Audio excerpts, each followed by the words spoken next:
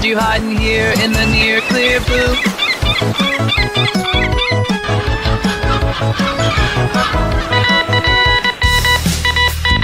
He's been cited by IGN, The Quartering, Timcast, The Daily Wire, Bounding into Comics, and even Dr. Jordan B. Peterson. What? Hey, the Pro Show is on! Awesome! Let's turn it on. Guys? Where'd you go? Morty, let's check in on Bryan Johnson's new trilogy. Okay. I bypassed the compressor. What did you do, Ray?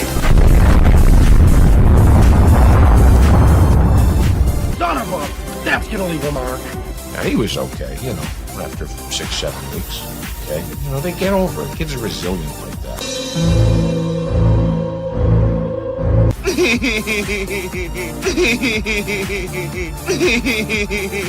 Yeah. I hate it. You know, it's the standard, what would George do? I don't want you here. So sorry, George, I didn't think it would go like this. Fly, you fools! I've fallen, and I can't get up. Weird. Stay away from liquor, kids. I have always liked Cowabunga. Cowabunga! Now that's more like it, Mr. Wayne.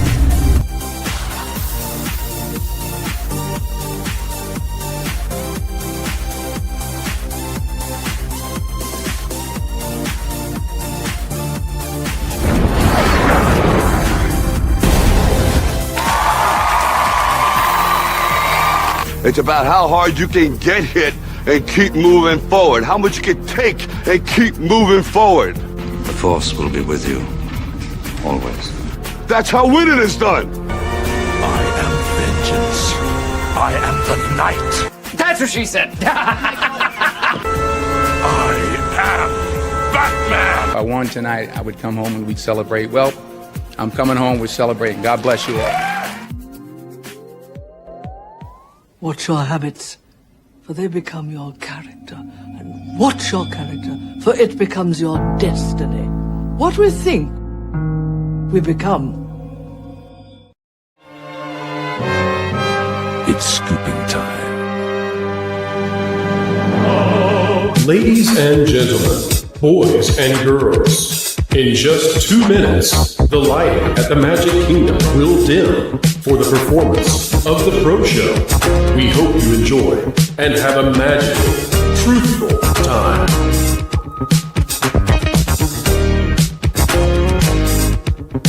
For the safety of others, please, no flash photography.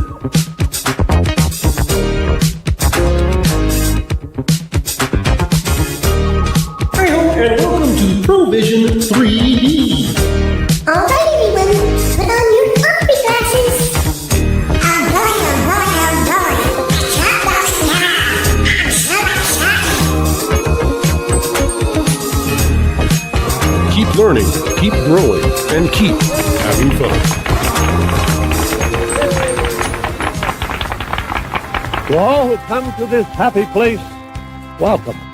You know that you've been taught the golden rule, do unto others as you'd have them do unto you. Yes, Paul. Autobots, roll out! I'm bringing the party to you. If somebody's going to try to blackmail me with advertising, blackmail me with money? Fortune and glory, kid. Fortune and glory. Chicken jockey! All right, it's time to go to school, son. Come on, get your hands up, man! Are you okay? They'll never take our freedom!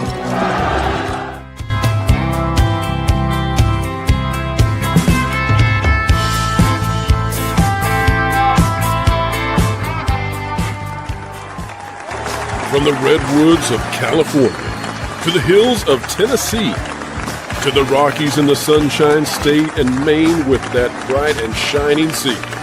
From coast to coast in North America, it's time for your host with the most, bringing you all the entertainment news that should be fun.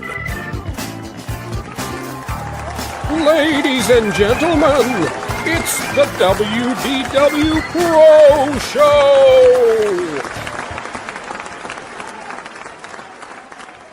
Guess what day it is? Huh? Anybody? Julie, hey, guess what day it is? Oh, come on, I know you can hear me. Mike. What day is it, Mike? Leslie, guess what today is? It's hump day. Woo-hoo! Ladies and gentlemen, happy hump day and welcome back to the show that gives you tomorrow's headlines, or shall we say, even the weekend's headlines, as the drive-by journalists are working overtime just to track what it is we have to say. Folks, it is a happy hump day, and we've got Lauren Conor with us. We are ready to get underway with the latest news, bringing it to you with a platter of chatter and truth served up with a capital T. Lauren, how are you this evening? I'm all ready for the platter of chatter. I'm excited. The platter of chatter. Yeah, well, you know, it's the number 7 combo around here. Sounds good. Yeah. Are we going to talk about burgers again like we did last week when everybody went crazy? I thought we had a 3-minute segment talking about the big arch and the CEO at McDonald's, and suddenly it went nutsville around here. Can I tell you a funny story? I wish you would. Do we have time for one? It's better than an unfunny story. I have been trying to perfect a chicken strip recipe for several years, and I've never quite gotten it where I wanted it. And a couple of days ago, something popped up in my YouTube feed from the halal chef, who was just this random Muslim chef who claimed that he had the best recipe for KFC-style chicken on earth. And I decided, okay, I'm going to give it a shot. I made it tonight. He was right. I never would have guessed that some random halal chef on YouTube would have a good KFC chicken strip recipe, but the man told the truth. All right, what are the 7 secret recipe items? What do we got in the spices? There's way more than 11, I can tell you that. Oh, my. and it's not exactly like KFC, but it's pretty close. It's pretty good. And remember, folks, you can find all of the spices you need somewhere near Mount Doom tomorrow. Lauren will lead you to the secret places where he got all of those wonderful items that go on the chicken.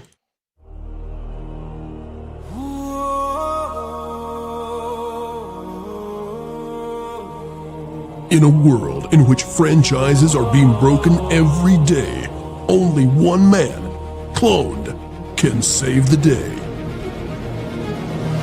You'll laugh, you'll cry, you'll wipe smog from your eyes. Join Lauren Conor as he takes on an epic quest. It's Lord of the Rings. One sword to guide me, one heart to bind me. All I have to do is drop it at a time now, Protolorn. My fingers don't want to let go. See, now we know what the MacGuffin's going to be. It's not a ring. It's going to be chicken. It's the recipe. Yep. Chicken strip dinner. The Colonel. All right, Snarky, the Snake Nugget is out there dropping 10 WDW Pro memberships before we even begin. Thank you, Snarky. We truly do appreciate you. Snarky is a great supporter of everything we do around here. And without Snarky, where would we be, Lauren? Where would we be? Speaking of chicken.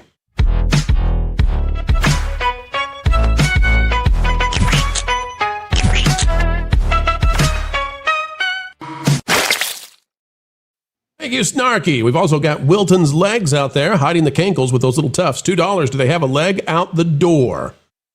We're getting meta around here. We're getting super meta. Kaylee out for 5. The problem with CNN is it's CNN.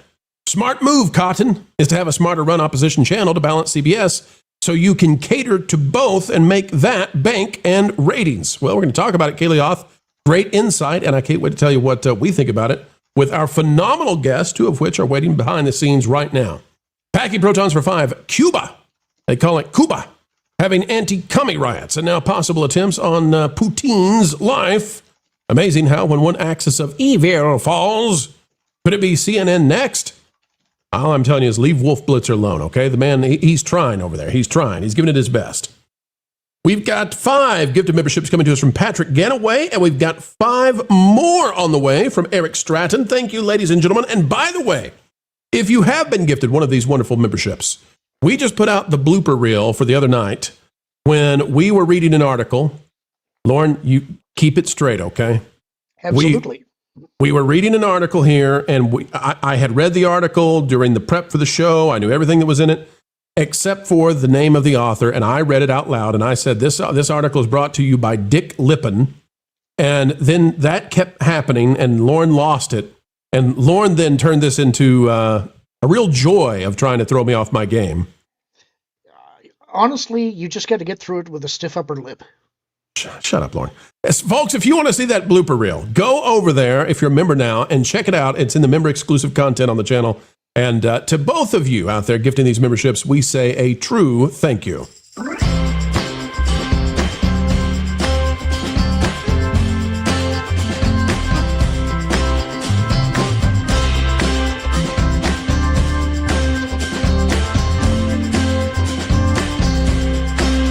Perfect. All right, we've also got Scraps the Barbarian out there for $1.99. Power to the Niners. It's the day both my fridge and stove quit. Well, you've lost the yin and yang of the kitchen, and we do apologize for that. Maybe it's time to just give up and eat something that's lukewarm. It's peanut butter for you, Scraps the Barbarian. Peanut butter for you. Looking at it philosophically, I think this is the universe telling you that you have found balance.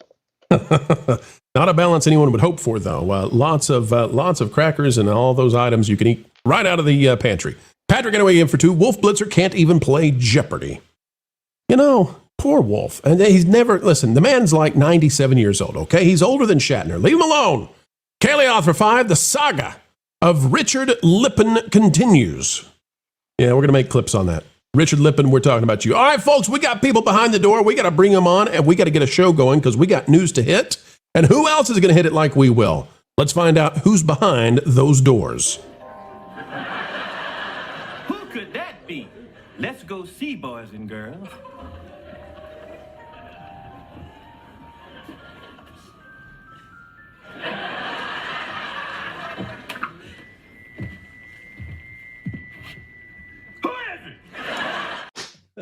Who is it indeed? Folks, for the very first time here on the show, we've got Kongman Lee joining us, as well as LW Ghost.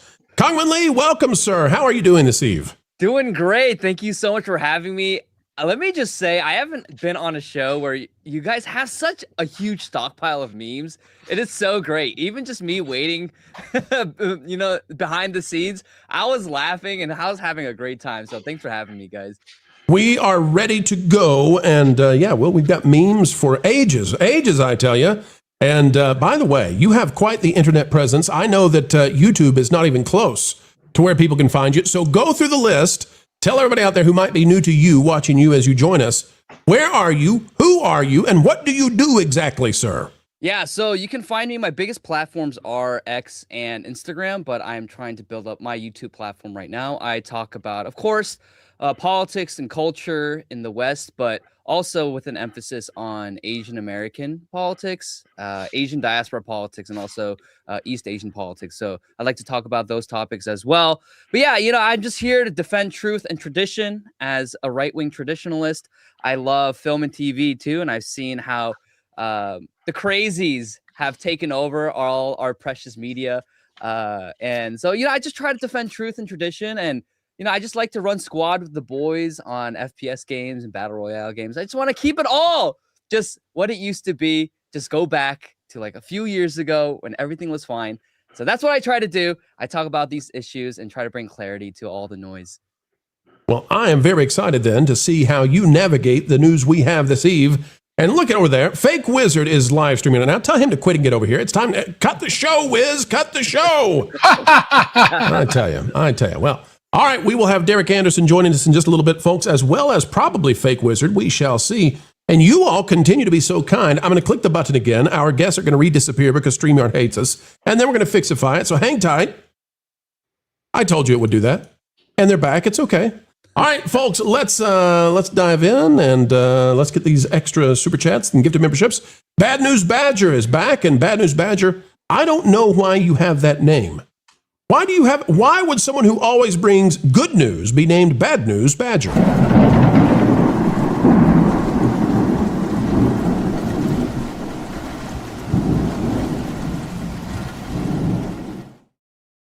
We also have Scraps. Go ahead. Every time I see Badger's clip, I expect Orson Welles to be lurking in one of those doorways. It's so third man, I love it. Scraps the Barbarian for $1.99. Power to the Niners again. I love it. Balance. That's right. Balance to the force. That's the best way of saying you have two broken appliances. Packing Protons out there for $5. Duck Lippin has nothing on Fred Garvin. Lauren, I now know the thing you'll be doing in your movie, right? You will be going to find the recipe for duck lippen, the Colonel's secret recipe for roast duck. Duck lippen. So nothing but the beak. Would duck lip? I was going to say, would it be the beak of chicken perfection? That's right. I'm not a fan of duck. I've never liked duck. I know. Have you had the beak before? You haven't had a good one. I have not had the beak. No, I have avoided the beak. I think it would be difficult to pass the beak. Is that even edible? I wouldn't recommend it. Everything's edible if you boil it enough. Folks, take that and put it on a t-shirt. I don't know that it'll sell well, but something else I don't think is going to sell well out there. Ladies and gentlemen, we've got this from Giant Freaking Robot. Giant Freaking Robot says that, and it's an exclusive for them, Zendaya has been offered the lead role in the remake of The Fugitive. And I just, I don't know this is true. Daniel Rickman, who's out there, he's one of those scoop kind of guys. He says, very cool. Lou, I don't think this is going to do anything if they put Zendaya in an action film. I'm trying to think in this woke universe how you can have The Fugitive with a one-armed man. Are you being ableist again? Lou, we've talked about this. You can't be ableist these days. It's not allowed. Well, when you were talking about Mr. Lupin, I was thinking of Arsène Lupin, but then I thought I better not say that because all of our friends in the UK will take a totally different meaning from that. It could be. Lou, anyway. What they could do, instead of a one-armed man, it could just be someone in a torso. Just a female torso. Nothing else but the head, the neck, and the abs. And she's the one who done it. That's what it could be. Packing Protons is back. Packing says Shatner was supposedly in a horse accident surgery incoming. Lauren, check that out, because there's a lot of fake news out there. Is this true? I am actually looking right now because I saw it before you did. I'm trying to see if I can find confirmation anywhere. All right. We hope that's not true. I can't imagine that William Shatner would be on a horse. I mean, come on. No, he's always he been actually would. Yeah, he's always been a major equestrian kind of guy. I thought he had. Surely he stopped by now, though. TMZ is busy. Is this true, Lauren? It was reported 6 hours ago. Oh, no. I don't want that news. Shattered his right shoulder after falling off of one of his horses late last year and must undergo surgery to repair the debilitating injury. Okay, but it happened last year. No, this is today. Okay, so it's not a long-term injury. This is something that happened today, and he's going to have surgery now. Yes. Well, I hate that. I really do. How old is he right now? Isn't he in his 90s? I think he's 95. He's 94. But 94. Yes. Okay, well, I really do hate that. It is difficult for people in their 90s to have surgery like that, and I really do hate it. I just hate it, hate it. So I am rereading it. It's kind of weird the way that this is. Are you on the Onion again? You're not on the Onion. Please tell me you're not on. We don't need to be pranked right now, Lauren. No, it's just odd the way that it's phrased because the headline does make it sound like it was something that happened today, but it does say in the body of the article that he fell off the horse last year and must undergo surgery. So I don't know where the urgency is coming from. Okay, it hurts is the urgency. that would do it. It's funny. I used to have a chiropractor who had a big sign in his waiting room that said, almost every day someone tells us, I thought it would go away. So, right. It hurts is the answer to that one. And he's finally decided to do something about it, I guess. Or maybe they've come with some new procedure that didn't exist when it happened. So you never know. He does say that it is a new type of shoulder operation called a reverse something or other. Well, so it's very, very technical. Now, speaking of something that hurts, we're going to talk about CNN as our very first story. But I can guarantee you that while it might hurt over at CNN, there's nothing over there that is actually smarting at all.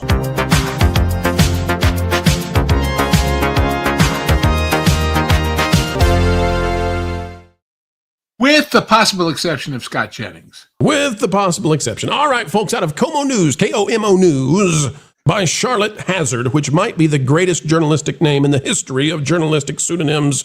Well, maybe it's a real one, though. The National News Desk is covering this, and Como News has it. It says CNN gets backlash on social media post about, something explosive that was attempted to be thrown in NYC. Here's what it says. CNN is facing backlash for a now deletified post on X when discussing the individuals who threw what they wished would go boom during a protest in New York City over the weekend. The tweet which is now deleted, reads, 2 Pennsylvania teenagers crossed into New York City Saturday morning for what could have been a normal day, enjoying the city during abnormally warm weather. But in less than an hour, their lives would drastically change, as the pair would be arrested for throwing homemade kabooms during an anti-particular religious protest outside of Mayor Zoran Mamdani's home. Here's what we know so far. Well, isn't that interesting? It reads kind of like they were just there enjoying a spring day, the cherry blossoms and all that, and darn it, if they didn't look in their backpacks and realize, you know what? We accidentally last night made a boom boom, and we're just going to have to throw it at this hate-filled organization that's in front of us. Oh, come on, CNN. Over the weekend, there was a stop the takeover of New York City by, again, a religious group, event that was held by far-right activist Jake Lang outside of Mamdani's house. Counter-protest broke out where one demonstrator threw the boom booms. 2 people were taken into custody as a result. You all have seen this, right? We've seen this. We've seen the police officer who jumps the fence and all that, right? Yes. Okay. Well, so CNN is in trouble, right? But the thing about this is CNN typically doesn't take anything down. They stand behind their stupidity. I mean, that's one of the few things that CNN really is good at, is standing behind their stupidity. Well, Barrett Media has this. We've got another case of CNN backing down all of a sudden, and I can't imagine why. CNN's Abby Phillip apologizes for inaccurate comments about the attackers in NYC. The same situation, different lady. CNN primetime host Abby Phillip has apologized for what she described as inaccurate comments on her program on Tuesday evening. During CNN Newsnight, Phillip said that an incident in front of Gracie Mansion, that's where Mamdani lives now, was an attempted terror attack against the mayor. Wait a minute. Wait, what? Okay. And so did her pal Anna Navarro. They both went on there and oops. Oopsie daisy, right?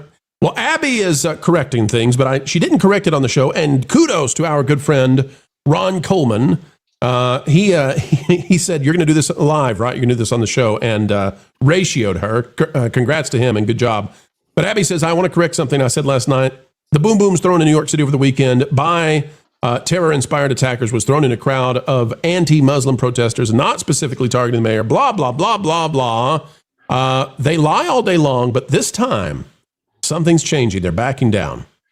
Commonly, I want to go to you first and just ask the question, do you think that the purchase by Paramount is starting to leave those at CNN in doubt of their job security? And it does seem like they're beginning to waver on their stupidity, starting to apologize sometimes.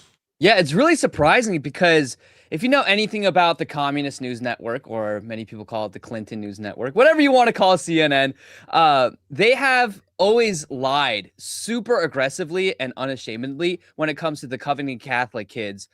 Nick Sandman saying that he was harassing a Native American, whether it comes to the mostly the fiery but mostly peaceful protests, or even taking Joe Rogan's video during the ivermectin controversy and making him look more like desaturated, like desaturating the camera footage so it makes him look sickly. I mean, this is just what they do. They lie straight through their teeth and they're unashamed about it. They don't backtrack. They don't do anything. They don't issue any corrections. But I think they see where the Overton window is shifting, where the winds of culture are shifting, and it is not shifting in the direction of the woke. A lot of people are, broadly speaking, rejecting the woke. People are sick and tired of being lied to. And it's nice because when I first started talking about these issues 5 years ago, I felt so alone. If you know anything about the Asian American community, they're very, very left-wing.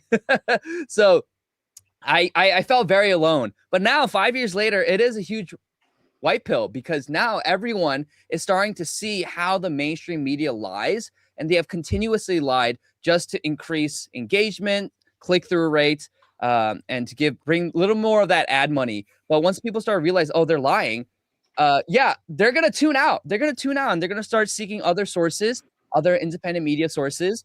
And I think this is why they're like freaking out, because they can't get into another controversy because their ratings are already in the gutter. So this is a huge win for us. I think this actually shows that we're making a lot of progress in the culture and in politics to shift the Overton window to a place of sanity once again, and to shine light on the truth. But one thing that does frustrate me is that there's going to be a lot of mindless NPCs and useful idiots who still, they read the headlines, they watch the news, and with these news anchors and journalists lying through their teeth, and they're going to believe it. They're going to believe that Zoran Mamdani was targeted. They're going to believe that these teenagers were just frolicking in, a flower garden, just having a great day in the middle of right outside Gracie Mansion, or just having a great day in Bryant Park, just sipping on some tea and reading some literature. And then suddenly, oh, poor them, they're victims of somehow them concocting a nail bomb for themselves. I mean, it's so absurd, flat on its face. It's like that Norm Macdonald meme. I don't know if you guys seen it. It's where he says, rest in peace to Norm Macdonald. He says, I'm so afraid of another ISIS attack, but what about all the backlash against Muslims? Right. Well, Norm is our favorite kind of meme.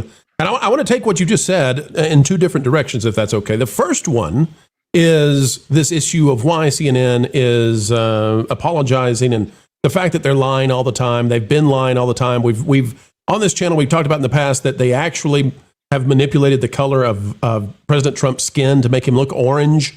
Like we can actually compare the same live feed with the other networks and channels, and CNN somehow has him looking like a tangerine. Here's what I think is putting some pressure on them. And the first pressure point. A cutie. Oh, go on. No, that's Netflix. Stop that, Lou. Another article here says Paramount could face a high cost for changing CNN. This is the liberal intelligentsia preparing the defense for why the Ellisons should not come in and moderate CNN. It says CNN is estimated to make $1.8 billion in revenue in 2026. And we know that a large percentage of CNN's revenue comes from things like airports and bizarro agreements they have. Paramount Skydance's potential acquisition of Warner Brothers Discovery's properties, including CNN, has rattled many in the news industry. Oh, no! Raising concerns of corporate or political influence on CNN's editorial process. Oh, my! However, with CNN projecting major profits this year, could any changes prove too costly for all parties involved? And it says, let's break it down. Talking about Paramount buying CNN. Lou, what they're trying to do is they're trying to say, hey, even if the Ellisons want to moderate this thing, don't do it because it's going to cost you so much. CNN, the only value CNN has is in being the kind of extremist that they are. What do you make of that, Lou, that argument? Is that going to carry water far with the Ellisons? But see, there's another factor to this. I agree with Kangmin Lee about the fact that people are getting turned off by the lies, but they're getting more than turned off. They're bored. It's just like the late night idiots. They're just bored because it's like these people have such a limited little funnel to put everything they say through that once you've seen it 10, 20, 30, 50 times, you go, isn't there anything else on the air? Right. There's nothing novel. I'll take reruns of, Cheers somewhere over this. It's just boring. And boredom is the worst thing in the world in the media. We get paid in the media, whether it's advertising or ticket sales or subscriptions to magazines or anything, based on people's giving us eyes, ears, attention spans. And if you bore people and you do it over and over again, you lose them forever. So I have a proposal. What's your proposal? To keep people from being bored, once Trump is out of office, I think that he should start a new show, not The Apprentice. I think he should revive Fear Factor and put himself in a box with journalists and see what happens. And they're the ones who'd be afraid. They're the ones that are afraid. Exactly right. Well, no, this is actually what's happened. President Trump has agreed to go to the correspondence dinner for the first time ever that he's been a president. And that seems to be him knowing that he's sort of got these people boxed in a little bit. So I'm thinking that, Lauren, you're going to get your wish on that one. No, what he knows, Pro, is that they'll go out of their way to be jerks towards him and it'll only expose them. Right. Because they will have to make their bones with their crowd by being super jerks towards him, at which point he just smiles, laughs, and says, yeah, and who's running the show? Right. So now, I promised 2 takeaways from what Kangmin Lee said earlier, and I'd like to go to the second one now, if that's okay with everybody, and that is Bari Weiss. Bari Weiss, who's going to be taking over CNN probably. She's the head of CBS News right now. And Paramount, that owns CBS, is going to be owning CNN very, very soon. Bari Weiss is doing this, and I think it's important to note, talking about that the need for entertaining. And what is entertaining? Well, it's being novel. It's having surprises. There are no surprises on MS Now, on CNN. Barry Weiss says, incredible investigation today from CBS News. Our reporters visited Ground Zero for hospice fraud. Los Angeles, California, one building had 89 registered hospices. And I don't know if you all know, but it turns out not a single one of those hospices could be found inside. They were all vacant office spaces. And this is the Nick Shirley effect that's happening commonly. The mainstream media, at least under Barry Weiss, has figured out, hey, the ratings would be very nice if we copied what the new media is doing and doing well. And this could be coming to CNN also. What do you think about this? With all due respect to Mr. Shirley, who's great, the whole difference with this is it's CBS. Right. That gives it a gravitas, even for people who hate CBS and hate Barry Weiss, that is chilling to their souls. You know, I mean, it just, anybody who watches this and says, God, that's a hell of a story, and CBS did that, maybe I'll watch them some more and see if they come up with some more stuff. That's a good point. The people who do not pay attention to a lot of the YouTube things that are happening. Commonly, what do you think about conservative and centrist new media having a real effect now and sort of migrating what has been the norm across legacy media into something that's less boring? Yeah, I think this is actually a huge positive development, because the reality is, in order to shift the culture and make lasting impact, you need to build institutions that have credibility. And the thing is, no matter what people want to say, CBS, CNN, Fox News, all these like mainstream media outlets, they have institutional power and cultural sway because they are so big and they have been in the game for so many years.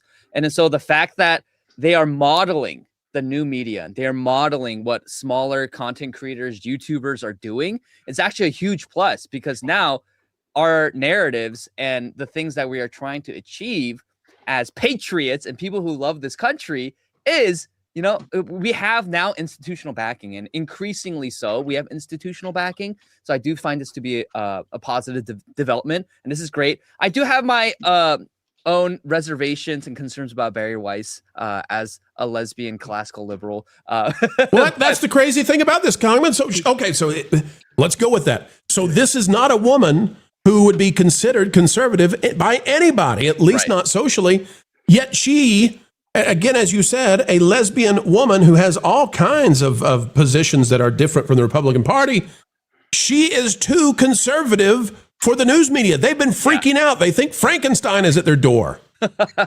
I think that's so insane. And that's how insane things have gotten in this country, where even for me, I don't know if you guys know Andy No. He's a great reporter. Yeah, sure. Reporting on Antifa and all their antics. And he's a friend of mine. And as a Christian conservative, I outwardly and openly speak about my rejection of the LGBTQ, because I think it's destructive for families and for communities. But he still cares about the truth. And that's like one thing that is so distinguished, that distinguishes the left and the right today, where the left, they will lie, they will cheat, they will steal, and they hate America. They hate everything about America. They hate hate Western values, its Christian foundations. And then the right, even if they're not Christian, even if they're not like this right-wing extremist, they still love America, and they still want to pursue the fullness of the truth.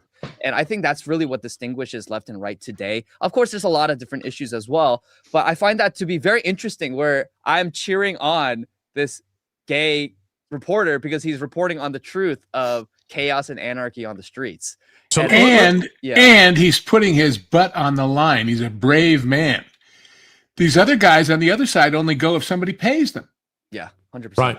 I'd like to talk about the philosophy behind that, the substrate of what you're saying.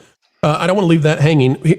To me, and I've talked about this before, there are two sides essentially, and largely, and we've got all these subcategories underneath them. But largely, it seems to me that the worldview that the two contending worldviews that are head to head with each other are those who actually believe in factual, objective truth, and it's created this weird situation where in some corners you've got atheists, right, who are partnered up with creationists. Like you've got this situation right now where if you just believe there's an actual truth, then you're different from some subset of the population that decided 20 years ago that everything's a narrative and power's the only thing that's real. And that's the battle that we're in right now. And once that side is defeated or put down to some level, then we'll have all these battles once again with people who believe in the truth. But it's a real problem when a large percentage of your population no longer believes that reality is anything other than that which they wish it to be and manifest so that they can get more than you and have an extra bedroom in their mansion. Yep. All right, that's a really great way to sum that up. And I find that to be really, really concerning because, and this is how they make these absurd claims that trans women are women. It's like, what do you mean by that? Like, just objectively, it's not true. They're different biologically and physiologically. No, they are women. It's like, okay, can you expound on it? No, they're just women. You have to believe me or else you're a hateful bigot. And this moral subjectivity and this refusal to adhere to reality and live in reality, it's causing a lot of issues in our country. What about this guy testifying before Congress on behalf of the Democrats, who, when they asked him, do you think coming across the border illegally is a crime? Well, I'm not sure. Right. Then they followed it up. They said, if somebody came into your house uninvited, would it be criminal? Oh, yeah, sure. Oh, yeah. And you've got all the celebrities who say, we're on stolen land and there should be no barriers, there should be no walls. And meanwhile, they tweet that from behind their wall in their California king-size bed that's sitting in an island in their swimming pool in their stolen land mansion. It's crazy. I'll say this, too, as we get ready to wrap this one up and move right along. One of the things that we're paying very close attention to is you can't take this and you can't transmit it to any other part of your life, right? It only exists in the world Politico. Like if your plumber comes and says, I've been thinking, and my truth is we're not going to use pipes anymore. Like, that's not how we're going to carry the water. Like, it just doesn't work. You don't sit there and say, well, darn it, it's his truth or her truth. I mean, she's a plumber, and we did look up the one lady plumber in town. So if she says no pipes, no, you'd fire the person immediately. So my truth only works when it's something that gives you some sort of narrative power. Lauren, would you like to wrap all of this up for us? Could you package this and put a bow on it, and a truthful bow, please? Well, I guess it depends on whether you buy into my truth. I think at root, what we have here is a kind of mental delusion where we have gotten so into the idea of deconstruction that that's why they don't think that reality exists anymore. The idea that everything is some type of a construct that is built within your mind. It's an appealing notion. The idea that you can influence your reality by declaring something is true within your worldview. And when multiple people start subscribing to that kind of narrative, the reason that you get into trouble is because everybody has a different version of what their reality is. But if they gain the ability collectively to then say, well, if you don't agree with my truth, then you're disrespecting me and causing me harm, so I'm going to impose some type of restriction upon you, conflict is the natural outcome. And that's when reality actually does reassert itself. So it's fine to have a fantasy until you actually hit the wall. And I think that's about where this delusion is at.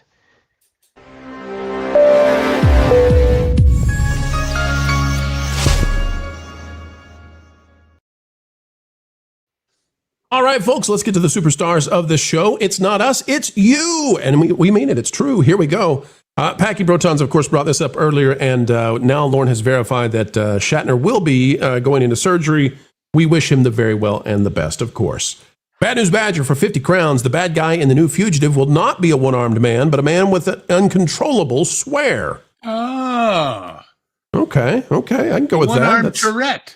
This is not the BAFTAs, Lou. We talked about this. Lope Hunter for $1.99. Want to bet the post was written by AI.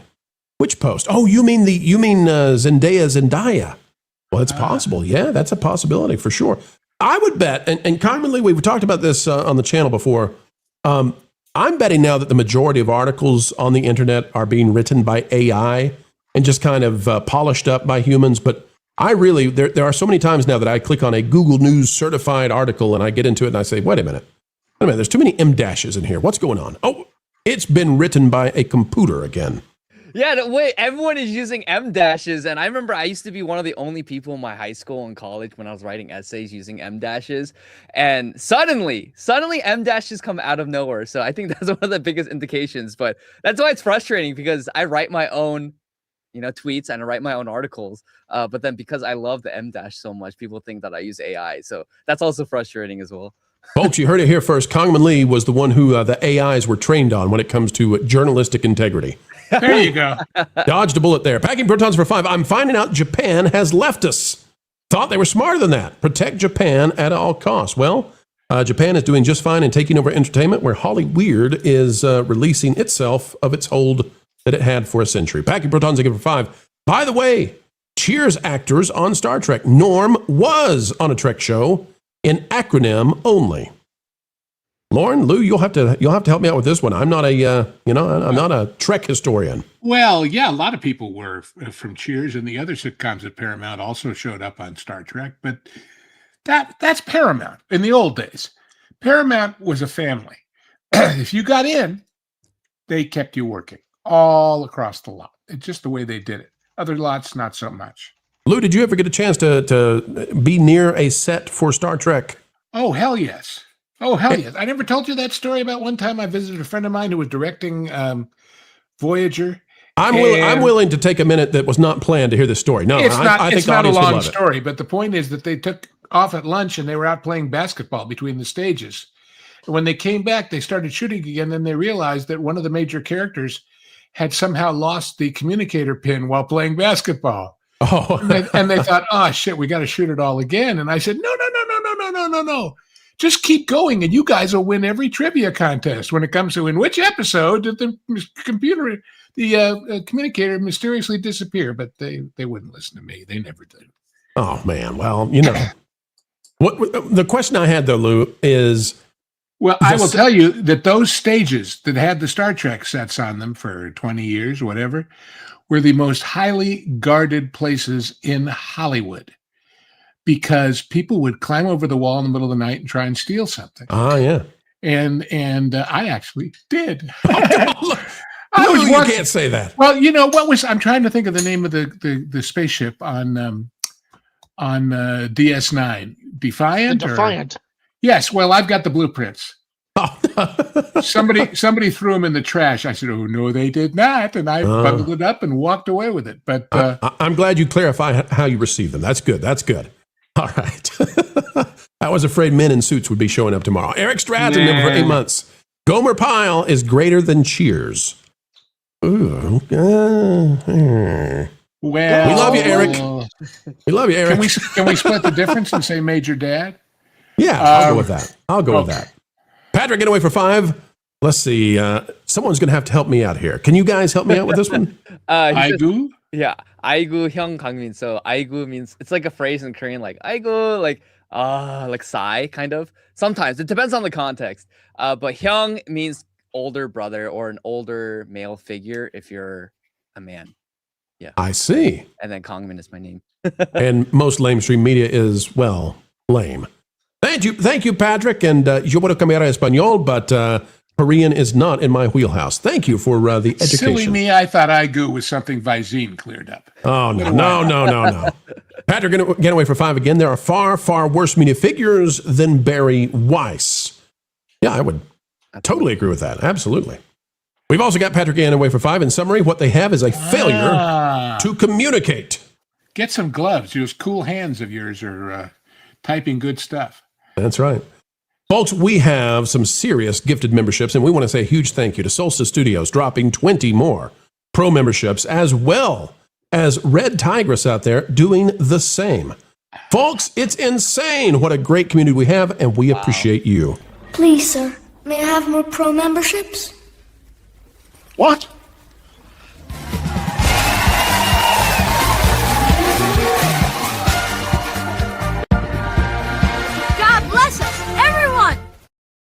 God bless us, everyone. Thank you, Oliver. And finally, Solstice Studios out there again for 10. Got to catch the rest on the replay, so enjoy some memberships. We'll get some rest, and hope you enjoy. And just know that when those came in, everybody said, hip, hip, hooray. All right, you're going to say... Even though Solstice is gone, the work that he did lives after them in all those That's right. That's right. All right, folks, you're going to say hip, hip, hooray in just a minute, because we've got somebody joining the panel, and I frankly cannot wait. After these messages, we'll be right back. We're right back. It's Real Life Fake Wizard. Welcome aboard, buddy. Howdy. Howdy. It's good to see you. And Fake Wizard, you have been climbing the charts. Are we at the next milestone celebration yet? We hit 86,000 today. We're up 2,000 in 24 hours. Yeah. Okay, so yesterday was the best day we've ever had. So I'm just going to say, let's hold till the weekend for the 100K, okay? I don't think you should do an 85 tonight, tomorrow. Let's just hold for the 100K till the weekend. I think that's for the best. Yeah, we're gonna just hold out because whatever's this Disney Hoppers video, guys, is like it's on track to be the best video we've ever done. Oh my gosh, this is insane! I can't believe it. You put it out there. I watched it explode, and I messaged you and said, I don't know what's going on, but you've got a tsunami behind you. What's it at now? 200,000 views and growing. That is wonderful. 200,000 and climbing. You know what's going to be fun is that you're going to join the ranks of the Critical Drinker and guys like Gary who end up on their actual news shows, and they're going to have to put a fake wizard on the air. And nothing is going to make me happier than that. That's Lauren, right. I thought of that, and I'm like, if I'm on Piers Morgan dressed as a wizard, something is wrong. Okay? No, something is right. No, this is the universe correcting itself. This is the sign that it's like, you guys are so phony that you have to put on a real-life fake wizard as an authoritative source. What made you put on the outfit? Leslie Headland's The Acolyte. I can't wait for invented me. I can't wait for Piers Morgan to have you on. This is going to be wonderful. Hey, just was wondering, is this an out-of-season April Fool's joke? Folks, it's no joke that we've got one of the best in the biz also joining us right now. Derek Anderson is here. Derek, welcome aboard, buddy. The Rant Master. Rant Master extraordinaire. Yeah. I am looking forward to seeing Fake Wizard going at Piers Morgan. That will be, I'll record that and react to that once it happens, man. That is going to be glorious. His mom is going to be so proud. Oh, yeah.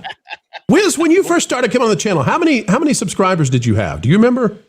We celebrated the 20,000 on your show. I hit 20,000 on your show. This is so great. I love this so much. It's all our fault. No. Yeah. No, Wiz is part of it. Wiz has launched. Great.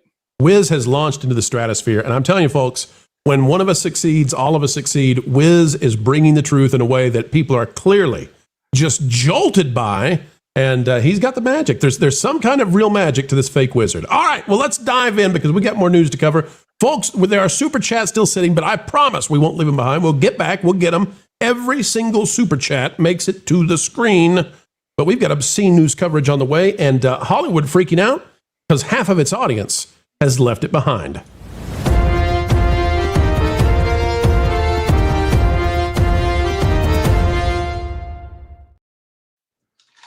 All right, folks, taking a look at this Variety. Kennedy French has this one. Variety says only half of Americans went to a movie theater in 2025, according to a Pew study. Now, this is not good for Hollywood because those numbers are dramatically lower than they anticipated and lower than they have been, perhaps in more than a century. With the Academy Awards approaching to celebrate the year's best films, a new survey offered a reality check about moviegoing. Just over half of Americans say they set foot in a movie theater over the course of a year. According to a Pew Research Center, not Pepe, survey conducted in the summer of 2025, 53% of U.S. adults said they had seen a movie in the theaters in the prior 12 months. A small but notable 7% said they had never seen a movie in a theater at all. The findings reflected a domestic box office still fighting to regain its footing since the COVID-19 pandemic, when ticket sales collapsed 81% in 2020 due to theater closures. In 2025, moviegoers in the U.S. and Canada bought 769.2 million tickets, less than half of the all-time peak of roughly 1.6 billion tickets sold in 2002. Now, the reason I love this number, and this made it into the rotation for news articles we were going to cover, is because we are constantly told about revenues. But I'm here to tell you that revenues don't matter when it comes to all of the merchandising, all the sales, and the Blu-rays, and the streaming, and yada, yada, yada. What matters is butts and seats. What matters is your cultural impact. And Hollywood is half of what it used to be.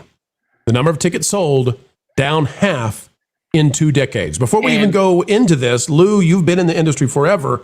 Well, not forever, Lou. I don't make you feel old, but it only feels that way some days. Lou, your thoughts on this news? It's half. It's half of what it was. Well, just part of my purpose in being here is to say things that people don't expect. But when there's an obvious joke, it's also my duty to make it, which is simply this: if there was less pew in the theater, more people would go. Oh, get rid of the pew. I got it. Ha ha ha. All right, Lou, what do you make of half? Golly, I wonder. It would be. Of course, they didn't have surveys like this back in the day. But what do you suppose the number would be for that in 1940, 1950, 1960, 1970? If somebody said, well, I never go to the movies, people would look at them like they were from Mars. I mean, it would just be that bizarre. But not anymore. Not anymore. If we take and a look, by the way, what you said about judging on revenues and what have you, when putting aside inflation per se, and just take the fact of the differential in revenue between the large screen formats and the regulars, and the fact that those didn't exist the way they do, its numbers of butts and seats only mean as much as they do because of the large screen theaters. If we didn't have those, it would mean even less. Right. That's a great point. And you got to understand, too, the number of theaters has increased dramatically. The number of screens that are here now versus 20 and 30 years ago. I mean, it's just, it's crazy. And finally, those are beginning to reduce, but not for any kind of good news because people simply aren't going. Variety we used to joke about cable TV being 150 channels with nothing to watch. Now it's the Cineplex is 12 screens of nothing to watch, right? And nobody in there. I mean, it's not worth it to run the projector if you've got 3 people sitting in the theater, right? Here's what Variety also had to say in an X post. It says several big franchise installments were released in 2002, going back to the apex of Hollywood, including Spider-Man, Lord of the Rings, The Two Towers, Harry Potter and the Chamber of Secrets, Star Wars Episode 2, Attack of the Clones. And here's where we get to something very interesting. It says annual ticket revenue mostly fluctuated, because I need people to understand this. This is not something where they hit the apex 20 years ago and they began to drop. That's not the case.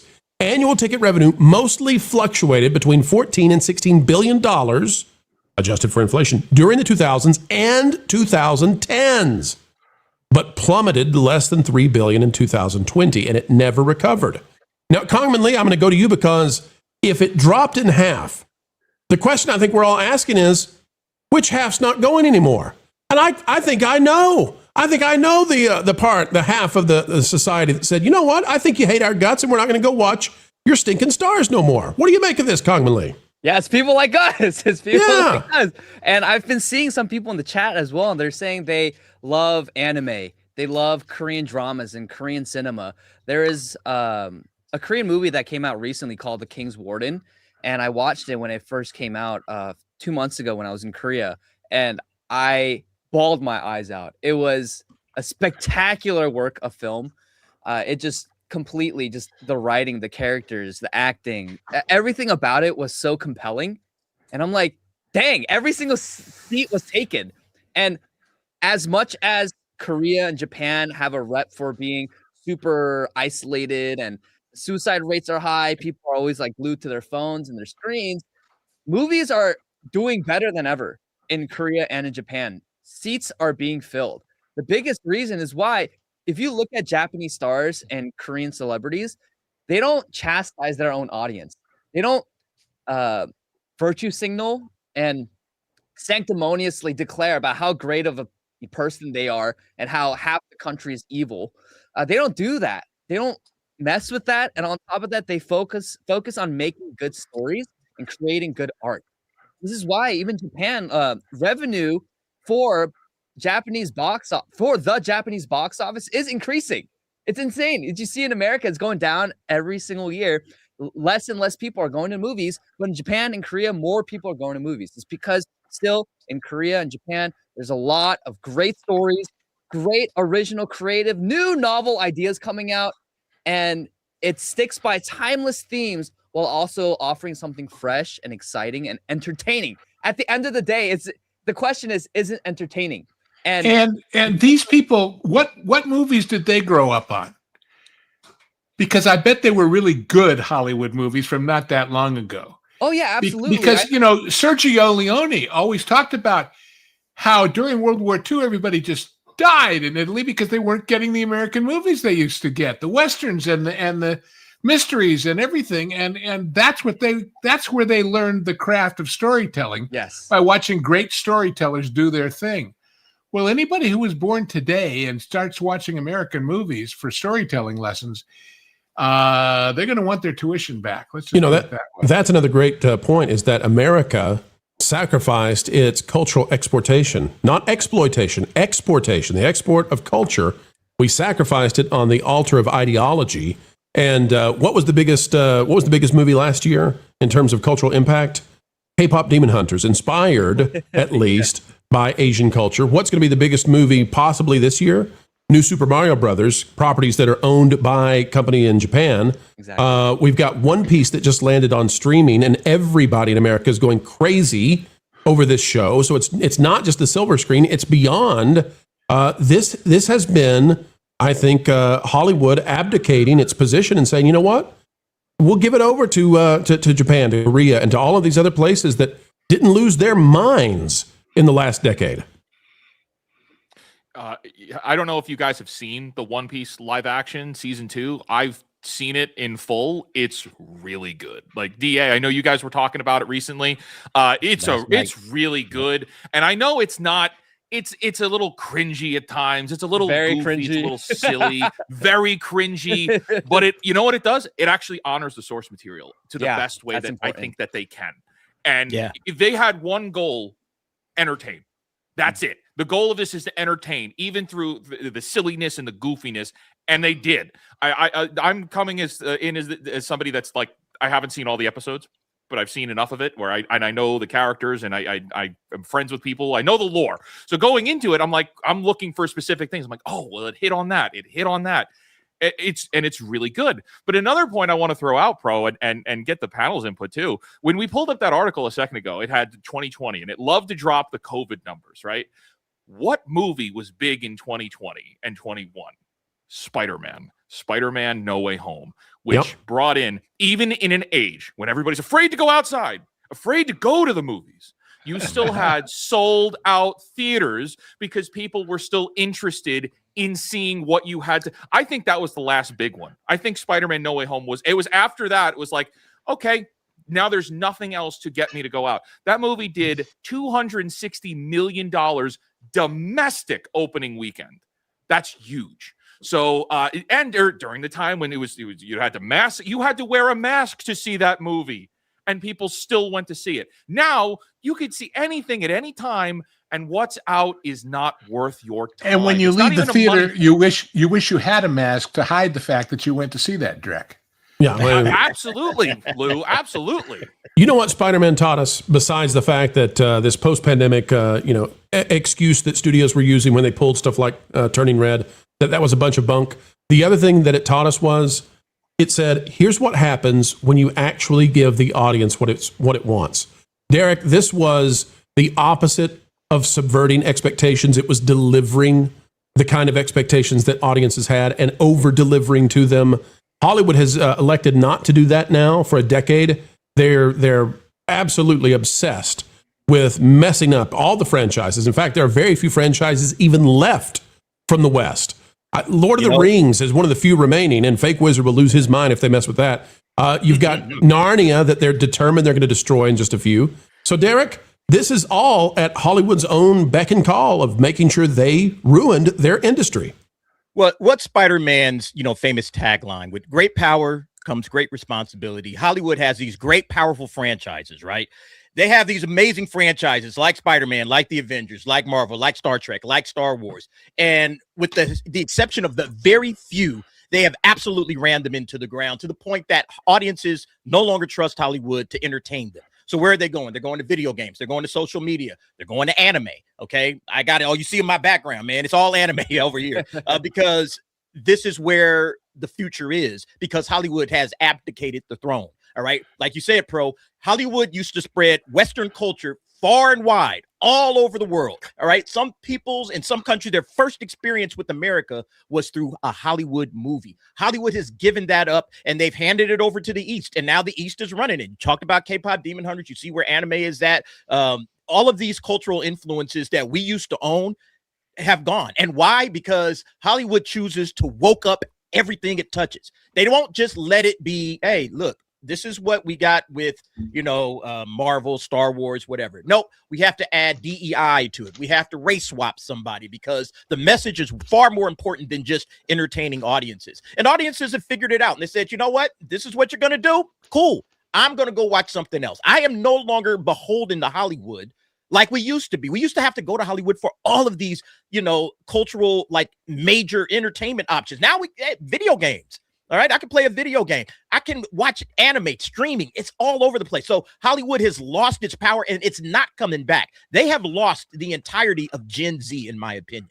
Gen Z will still go to a movie here and there, but there was another article that was shared today on the Hollywood Reporter saying, well, Gen Z is the most, they go to movies the most. So they were trying to sell it like, yeah, Gen Z, this current generation is going to movies more than anyone else. I'm like, well, the 18 to 35 demographic has always gone to the movies more than anyone else. So that was the Hollywood Reporter trying to cope and trying to hope that somehow Gen Z could come back and save Hollywood. They're gone. All right. They're absolutely gone. They're not coming back. They have moved on. And now Hollywood has to pick up the pieces. And remember that article that came out a couple of months ago where Hollywood needed new IP, or Disney wanted new IP. Remember that to try to sell to the Gen Z men, because they know that Gen Z men aren't going to the movies. And so they're trying to bring them back. They had them during the Marvel Cinematic Universe. My kids, all Gen Z kids, grew up with the Marvel Cinematic Universe. Now they want nothing to do with it. Absolutely. And Hollywood is now going through this situation. And I'll tell you this, you go back to The Last Jedi, and they were so proud to destroy the heroes and the mythos that people believed in. It's gotten to the point now where Tulsa, Oklahoma, has more in common with Tokyo and Seoul than with Los Angeles. And that's a huge problem within our society. The Hollywood Reporter is saying that Jamie Lee Curtis has seen Hollywood's crisis up close in her shift to producing. Quote, I see the list of actors who are available for work. And when you start going down these lists, these are people who have starred in movies, had their own TV series, and they're willing to go on tape for a small part in either your movie or your TV show. Why? It is a desperate time. There is very little work available, but they did it to themselves. Lauren, your thoughts on the situation here where the Eastern mythos and the IPs are the only ones left standing because we destroyed all the stuff in the West? It goes back to, again, having respect for the source material. That's really what we're all talking about. And when you create a property that is fortunate enough to hit with an audience, when you gain a fan base, those are the folks that made your bones. And when you forget that, when you start deciding that you want a different audience, it's a recipe for destruction. The reason that the Eastern stuff is hitting in the Western market is because they can tell that, one, they respect their audience, and two, they respect what they created. The folks that are running Hollywood right now are trying to live on the exhaust fumes of properties they didn't create. So they don't have a respect for it. They don't respect the audience because they see them as old and passé. They want their new modern hip audience, and they think that they have to change it to appeal to them. They're wrong, and they're paying the price for it. And Lou, I know you want to weigh in. It's an axiom of all marketing and advertising, not just movies, that it is better and less expensive and more valuable to keep an existing customer than it is to go out and have to find a new one. So what Lauren just said, where they're basically crapping on the people that love these franchises, is telling the existing built-in customers, go away, we don't want you. But the biggest story of this past week, I gave you the link over there, Pro. Put that up, please. It's okay. YouTube has more advertising revenue than the combined Disney, Paramount, Warner Brothers, everybody else. Oh, well, there we go. Anyway. They really want me to show an ad, but that's okay. We'll get Well, there you go. But I mean, YouTube, more ad revenue than all of those big companies combined? It's a great point. It's a great point. And we believe now that so long as YouTube does not get swamped and deluged by so much AI, sure. YouTube's on a path to being bigger than all of Hollywood put together. And you got to remember, this has already happened in gaming. The video game industry now is 14 times the size of the theatrical industry. I mean, the ship has left. It's gone. And the meteor struck the dinosaurs, and they're just now realizing it. But it hit days ago. And in the case of Hollywood, years ago. And we're just covering the carnage now. Maybe too late for them, but there's one way they could fix some of it. Stop subverting our expectations, go back to universal values, and start creating stuff that the whole world can hopefully get behind.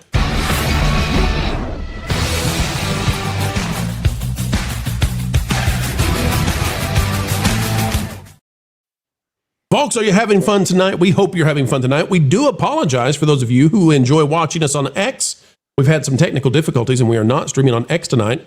First time in forever that I have ever seen that happen. We're always on both YouTube and X. But tonight, if you're joining us on YouTube and it's not your customary place to be, just know that we're happy you're here anyway. Packing Protons for 2. Norm equals Mourn from DS9. Our patron. Love it. Also, Butter Biscuit for 2. Wizard. Haven't seen you in forever, LOL. Yeah. Well, everybody else has, as we've proven. Where the hell have you been? This man's the biggest thing on YouTube right now. Teddy is out there. Folks, when you click the button, you know what's going to happen. Some of our guests are going to disappear. We'll bring them right back on. But we want to play the clip, so we're going to get this going. StreamYard's going to fix this one day. We're sure. We're not really sure. No, don't count on it. Don't count on it. All right, going to you, Teddy D. Thank you for sending in these wonderful memberships. Oh, here we go. It's time to party. It's time to live it up. Every time a membership is gifted, a content creator gets his wings. Is that gendered language? We're not at Magic Kingdom, Dad. All right, Packing Protons out there for 5. Did anyone see that Brent Spinner was looking at Kurtzman during his speech like Lorne would? He might be one of us. Or at least like Laura would. Say it again, Wiz. What'd you say? Oh no, it was a very distinct, like, huh? Like he was very confused. I don't know if you guys have seen that image. But I saw it briefly on X. It's legit. It's like it's like Mark Hamill looking at Ryan Johnson during his the press tour for Last Jedi when he was confused too. It's the exact same thing. Oh yeah. So somebody will have a talk with him and say you can't do that again. That's what they did with Mark Hamill. Packing Protons for 2. How about Fake Wizard versus Stephen A. Smith? I wouldn't say versus. I would love to have a conversation with Stephen A. Smith. I think I have a lot of questions. Yeah. A lot of questions. Yeah, okay. Going right along. Nathan for $4.99. I saw the production designer for Project Hail Mary talk about shape language on an Adam Savage channel. Now I'm worried about that film. Has shape language seriously metastasized into that project? I'll tell you, someone who's not worried about it is Critical Drinker. And if he's giving it a thumbs up, I'm pretty sure the movie's safe.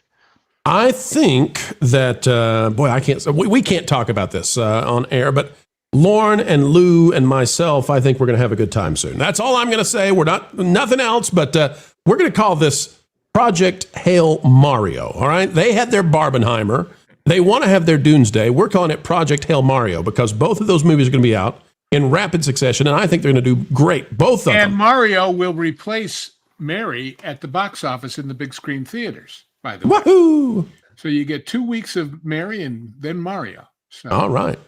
Jeremiah's out there, member for 33 months. 2 anime studios are teaming up to take on the American market of the movie theater to produce better quality marketing for their films. This is going to put a shock to the Americans. Well, it just might. Maybe a good shock. And Patrick, anyway, for 5, I'm actually watching The Streets of San Francisco on the YouTubes. Those were the days. Those were the days. You know, they knew how to tell a story and they knew how to make a pilot that sold, that told people everything they needed to know about a show. I just recently watched the Ironside pilot. And man, you want to see something where people knew what they were doing? Oh, God. And then it ran for 6 years. And at the end of it, they made a TV movie and it sucked. It was absolutely, you should pardon the expression, antithesis of Ironside. So what happened in those 6 years? Somebody lost their mojo, you know? Somebody started wondering about shape language. Wildfire out there for 10, still waiting for Assassin's Creed Lorne. I'm sorry, but thinking of Raymond Burr and shape language at the same time just gave me, I don't know what the word for it is exactly, but chuckles. Hey, Lorne, are you up for an Assassin's Creed game that's all about you? Is that what we're going to do next? I was trying to remember what this is referencing, because I remember somebody bringing this up once before, but I don't remember the context. You're going to be the main character, right? in You're gonna be the Assassin's lead. Creed? Yeah. Is that Why is not? that a fact? You could do it. I believe in you. Can I? I mean, you can't play Lara Croft for reasons that seem obvious to everybody else out there. Oh, I don't know. They're making enough changes. It's possible. I think if any time is the time, now is the time. Oh no, He could be Larry Croft, but not in a leisure suit, Larry. I'm worried about the polygons. Rob in Tennessee for 5. It's amazing how many businesses, Hollywood, gaming, and many more that don't get. It's far cheaper to keep a client than to find a new one. There you go.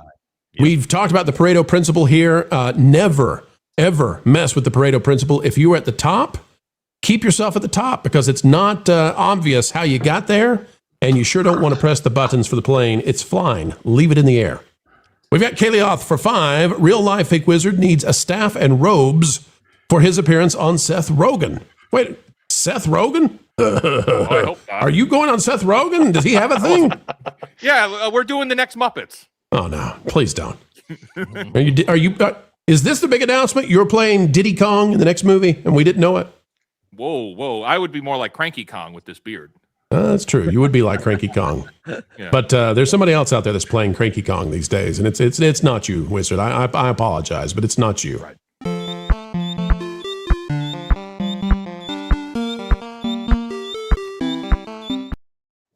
Or culture. He's not even here to defend himself. Did we ever learn what color the wizard is? This is a very important detail. Oh yes, he's white. I thought he was plaid. No, he is a very pale man. Look at that guy. Well, all right then. I thought the white headlines were the secret of his success. So Okay, so Gandalf is Gandalf the Grey until he's Gandalf the White. What is Saruman? What is he? He's Saruman the White. Okay, and then you've got and there's the 2 blue. Right, that nobody knows anything about. And you got the guy who loves the squirrels. I'll be what is it? Give me an aquamarine. That sounds fun. You're fake wizard the plaid. Come on, man. Right, fake wizard the plaid. Did Tolkien know about belts and karate? Maybe he devised all of this. Maybe. I mean, I don't think it works that way. I kind of like plaid because then you can have a flannel robe. Yeah, you mean a bathrobe? Winter bathrobe. Lauren, as somebody who loves the Highlander as much as you do, I didn't think plaid would be something you'd be into. Patrick, get away for 5. You have a better chance of finding Atlantis than finding the modern audience. True, it does not exist. And Wildfire for 10. Someone had called Lorne a samurai, and I said he was at least as much of a samurai as Yasuke.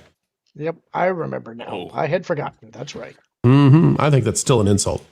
Archer Merchant for 2. What if the Ellisons, Para-Sky Bros, announce an awards show? Well, given how those are performing in ratings lately, I'm not sure I'd do it if I were them. But I think that would be a wise thing to avoid. Absolutely. Yeah, given those ratings, I don't think that's where they want to go. All right, folks, we've got more to bring to your door. And if you are one of those drive-by journalists out there trying to figure out what it is you're reporting on tomorrow, get your jumbo pencils and crayons ready because this one might drive you crazy, but it's going to get the clicks. You know it, we know it, so we'll go to it right now.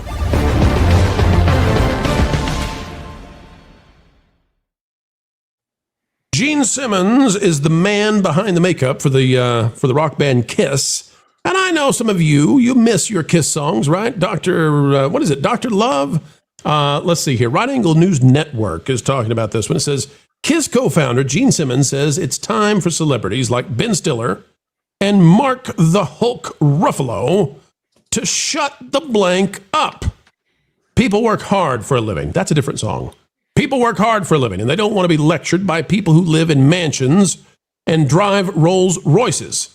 It's time to shut up. Now, what is Gene Simmons talking about? Well, if we go over here to Ben Stiller, I can't believe he left Threads. I can't believe that he got off of Blue Sky to come on over to X and try this one out. But he said, hey, White House, please remove the Tropic Thunder clip. We never gave you permission and have no interest in being a part of your propaganda machine. War is not a movie. Now, as you all know, there is a fair use policy on YouTube and everywhere else that you can use very brief clips and you can do this kind of stuff. And Ben Stiller has to know that there's no way he can convince the White House to take this thing down. They've done nothing wrong. And by the way, in honor of what he had to say, I just have this.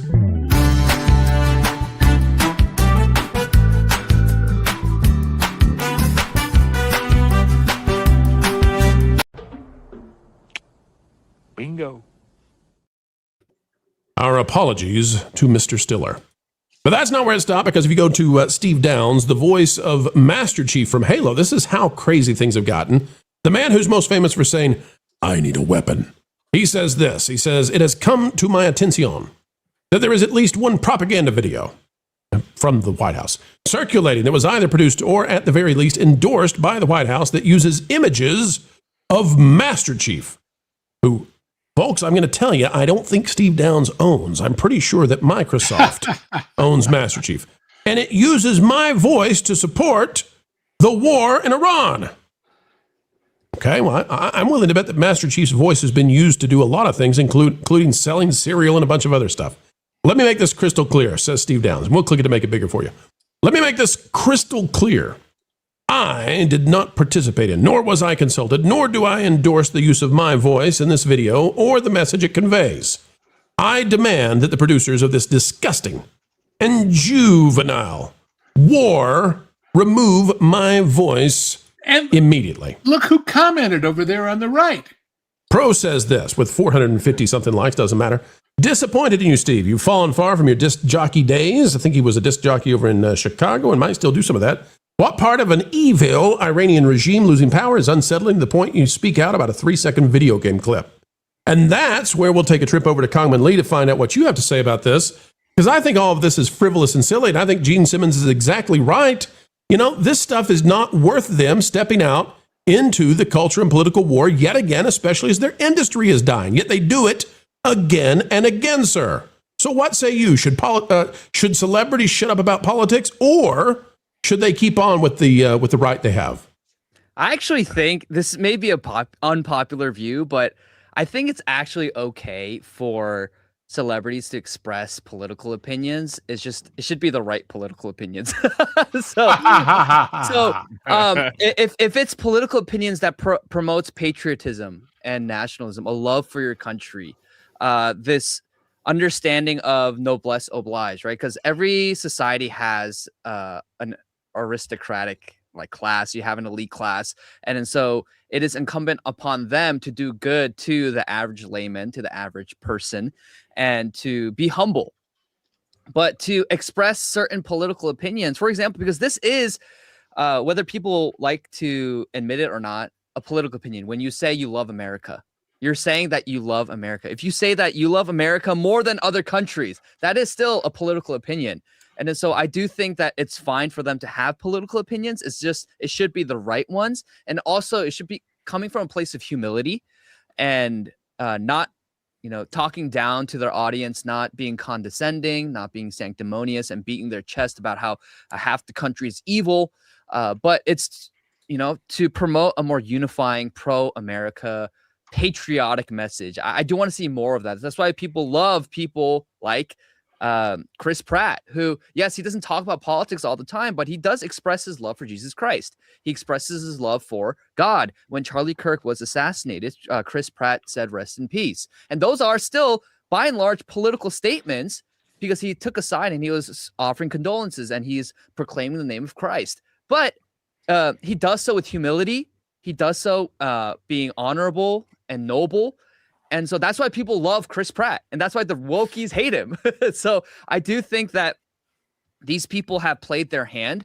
And it's not that they're too left-wing, but they're so left-wing and they're insufferable about it. They're so insufferable about it. And but to the point where they tell over half the country that they're evil, that they're racist, that they're misogynistic, that they're whatever phobic that they come up with, just for simply believing in regular, normal American Western values. Yeah. Derek, one of the problems is that Hollywood has essentially positioned itself as the truth-speaking beacon that's fighting against the orange Adolf. And that's not the reality we live in, but it's the reality they want people to believe they live in. But that's so abrasive and so awful, and it drives away 70% at least of those who would listen to them, and that's killing their industry. So from a philosophical stance and from, do they have the right to get out there and use their free speech? Sure they do. But that doesn't mean that it's wise for them as an industry or wise for them in their careers or wise for them economically. And frankly, Derek, the only thing that I believe that they believe in is money. And they love their yachts a lot. And this is destroying their yachts. So I'm kind of surprised they're still doing it. Yeah. I mean, listen, what's Jordan's famous phrase? Conservatives buy tennis shoes too. You got to make sure that you keep it right down the middle. Don't try to play one side or another. I agree with Kang mean, like, you can make your opinions. It's when you start attacking people. All right. Yeah. When you start attacking the other side, which is what Hollywood seems to do a lot of. We want to attack others instead of just making a, political statement. This is what I believe in, and just leaving it at that. They want to go on the offensive, and that's where they run into trouble.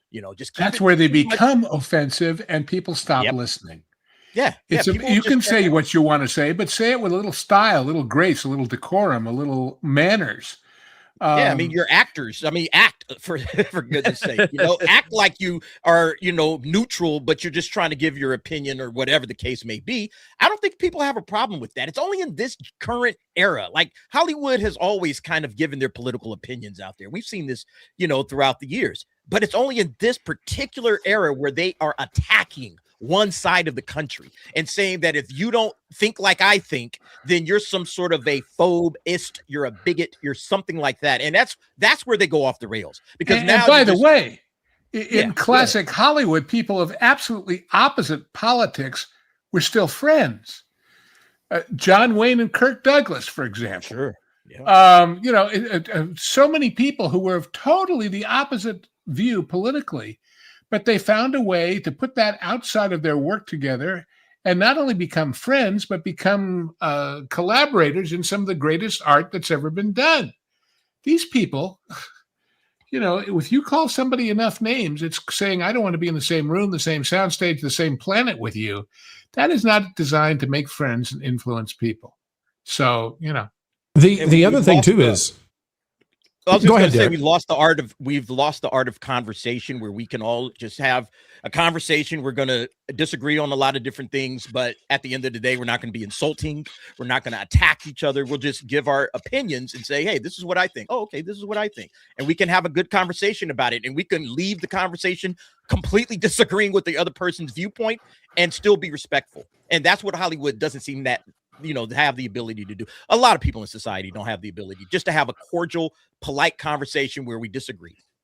There's a way to do this if you're Ben Stiller.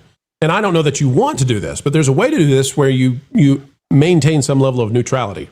So let's just identify, where Ben Stiller is attempting either knowingly or unconsciously to be abrasive. Ben Stiller, all he has to do is come out and say, for clarification, folks, we didn't have anything to do with this. I don't have anything to say more than that. Just letting you know, to be clear, we didn't work with the White House on this. And you can do that and whatever, right? That would still probably be not well received, but it wouldn't be as bad as this. Because what he does is he says, we never gave you permission and have no interest in being part of your propaganda machine. War is not a movie. Yeah. Please remove the Tropic Thunder clip. We know that they're not going to do that. And, I don't think anybody believes that War is a movie. So it's looking down upon everything. And it has that air of total arrogance. So Wizard, I don't know why Hollywood wants to keep stepping into major controversies, especially when, if you put out Tropic Thunder 2 right now, you would have millions and millions and millions of dollars and fans and all of that. And they destroy every opportunity they have to make a comeback. To echo a lot of the points here, if you look at Hollywood right now and you look at the movies that they're putting out and you look at all the empty theaters every single day, any day of the week, there's empty showtimes where there's entire theaters completely empty. No one is going to see these movies, okay? Unless you're Super Mario Galaxy, which they expect you to see 4 times, okay?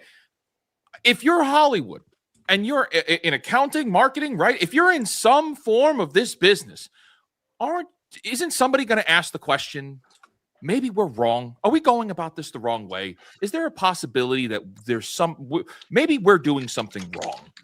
And this is why I have such problems with the leadership, right? We have the Ellisons taking over Hollywood. Well, I see nothing different coming from the Ellisons. They have a history of being in Hollywood. I don't think this is going to change because no one is able to ask that question. What are we doing wrong? Have we lost the plot here? And it's the idea, and I know Derek was just saying it. Here's my idea. We can't have a conversation. Here's my idea. What's your idea? Can we meet in the middle? Is there a possibility that we see eye to eye on even one thing? If we can agree on one thing, then we can continue having a conversation. Is there a possibility of that? But instead, it's no, here's my idea. Your idea is stupid. Which persuades nobody. It persuades nobody. It antagonizes everybody. Of course you do. Lord, go ahead. Be your little antagonistic self. I knew you couldn't stand this much longer. No, I actually agreed completely. I just had to be contrarian. And he's done. I think that's the overall issue here, and it's not just Hollywood, and it's in a lot of places now. It's across the board. It's in all of entertainment, but it's also in a lot of other corporations as well. It's a big industrial problem that people are unable to think, maybe I'm wrong about this. Maybe I need to hear someone else's point and I can learn from it. But that would require a little bit of self-reflection, and they don't have that anymore. Right, and they're not allowed to be criticized or critiqued or corrected because of toxic positivity, right? The idea that, oh, well, I'm on top, so you can't tell me that I'm wrong. I am beyond reproach, and so everybody who disagrees with me is in the awful category, and that's just the way it's going to be forever. Well, that's not a great way to run an industry, and unless you want to run it into the ground, and they've done that pretty darn well, I would say. Guys, any more thoughts on celebrities and what they've done? I just looked up the Stiller's soda that he's plugging. 12-pack of root beer, $30.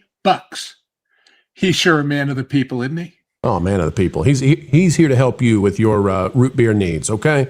I will say this. There is one person out there who has really made a turnaround, and we need to celebrate because, you know, we did a segment the other day. Rachel Zegler just doubled down on destroying her career. But Brie Larson, here's a celebrity who she was so acerbic, so you couldn't stand her 2 or 3 years ago. And she has turned it around, and she's pleasant, and she's nice. We don't have to see eye to eye. We don't have to agree. She's just figured out how to be human again and treat others with kindness. And let us not forget an Academy Award winner from back when people thought that mattered. Yes, exactly. Okay. So there's a redemption path, and Hollywood should take the Brie Larson way. Maybe, until she says something stupid and I change my mind. Yeah, that happens every once in a while. Trust but verify, Pro. Trust but verify.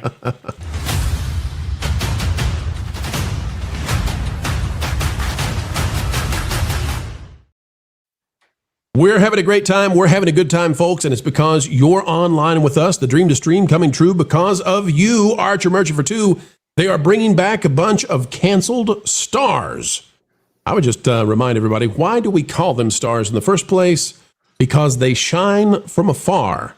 And every time they get onto social media to show us that they have spinach in their teeth and they have bad breath and halitosis, and they don't know what the heck's going on in the world, that makes them a little bit less glitz and glamour and a little bit more like your unruly neighbor. Siths and Giggles. Pronunciation matters here. Siths and Giggles for $1.99. Gene sure gave his opinion about the 2020 Jabbity Jab. Yes, and I think many out there, you know, they probably have retrospective opinions about how they handle themselves and lots to learn. But we do not say that everybody out there, based on their opinions, is canceled because that's not who we are. We're the side that believes in redemption and a return. Patrick, getting away for 5. You know who liked to go into a war zone and do funny stuff? Robin Williams. He went to Iraq and Afghanistan. Yeah, Robin Williams, cool guy. Very cool guy. Miss him. Teddy D out there for 5. Dear Holly Weird, stop insulting much of your audience. We agree.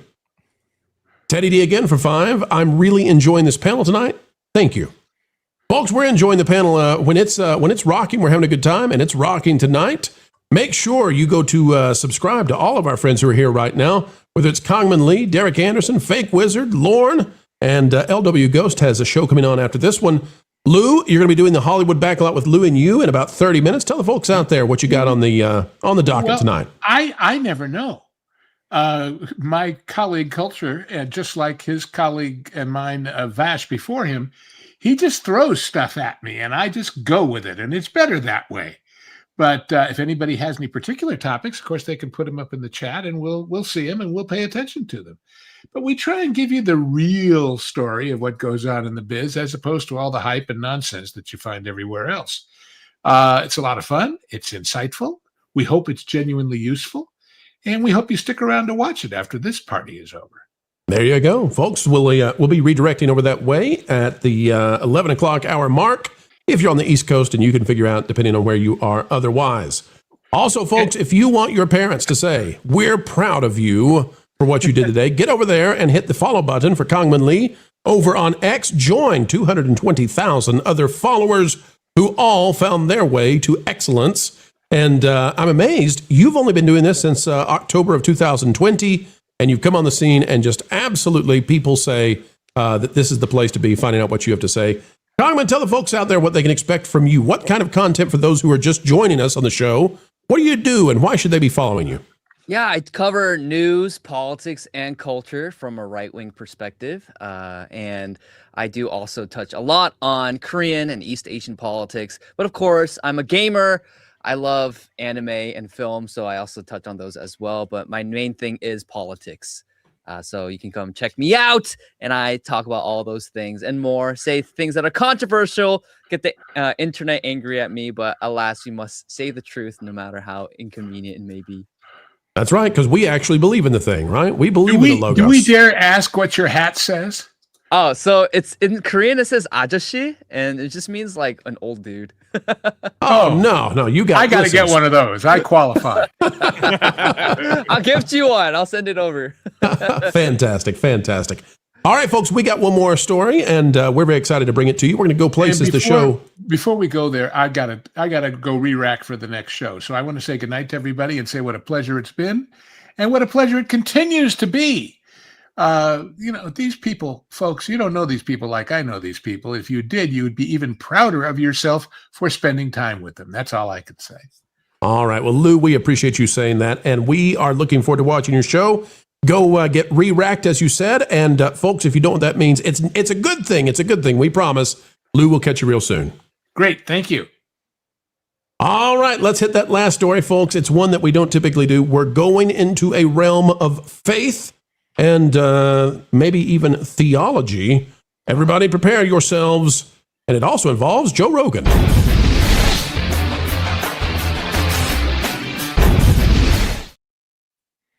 All right, let's go here, ladies and gentlemen. We've got a story out of the Joe Rogan experience.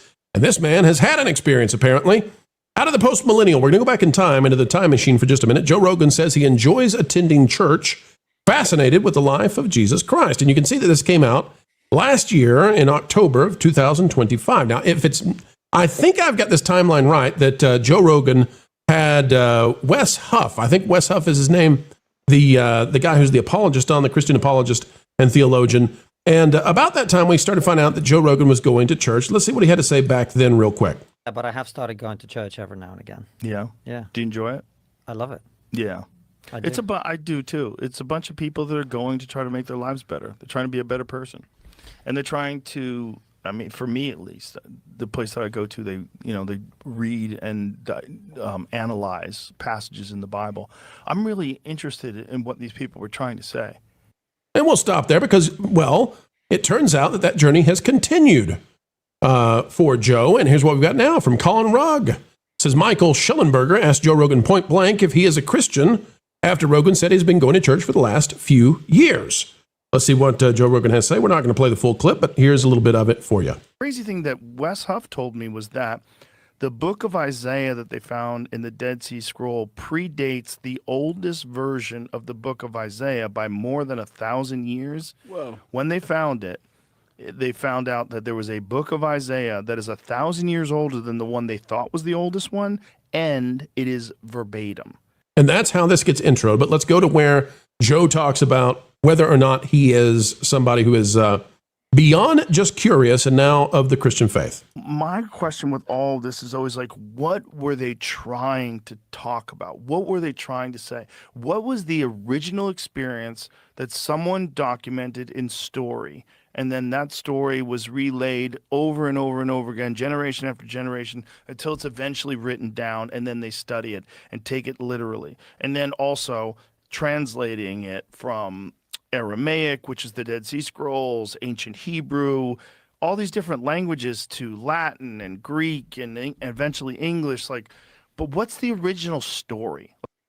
And the question becomes, are you following the original story? Not just are you interested in the original story? Now, we could talk about, Christianity. We could get into, talking about what our own personal beliefs are. I think that one of the places I'd like to go with this, though, and that's fine if we do so, but I think I'd like to talk about the new media, I think, is waking up a lot of people and rediscovering the Logos. The idea that there is an objective truth, that there is something beyond us and perhaps beyond the cosmos itself, and that there's a reality and that your life actually matters. And I think that is the anecdote to what we have seen in the legacy media as well as in the far left, where they don't believe in anything other than power and narrative. Commonly, I really find this important.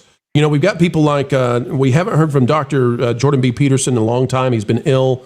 We're now getting Joe Rogan moving in this direction. Wes Huff is doing a fantastic job, I think, of explaining a lot of this stuff to people who have been curious about it and want to know what is at the heart of it.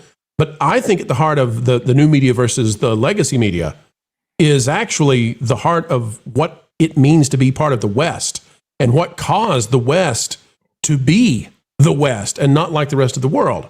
So, Congressman Lee, what are your thoughts on this and the rediscovery of these values that separated the world for so long by the new media and people like Joe Rogan? Yeah, I think this is great because even a few weeks ago, you had Elon Musk, the richest man in the world, saying that I agree with the teachings of Jesus Christ.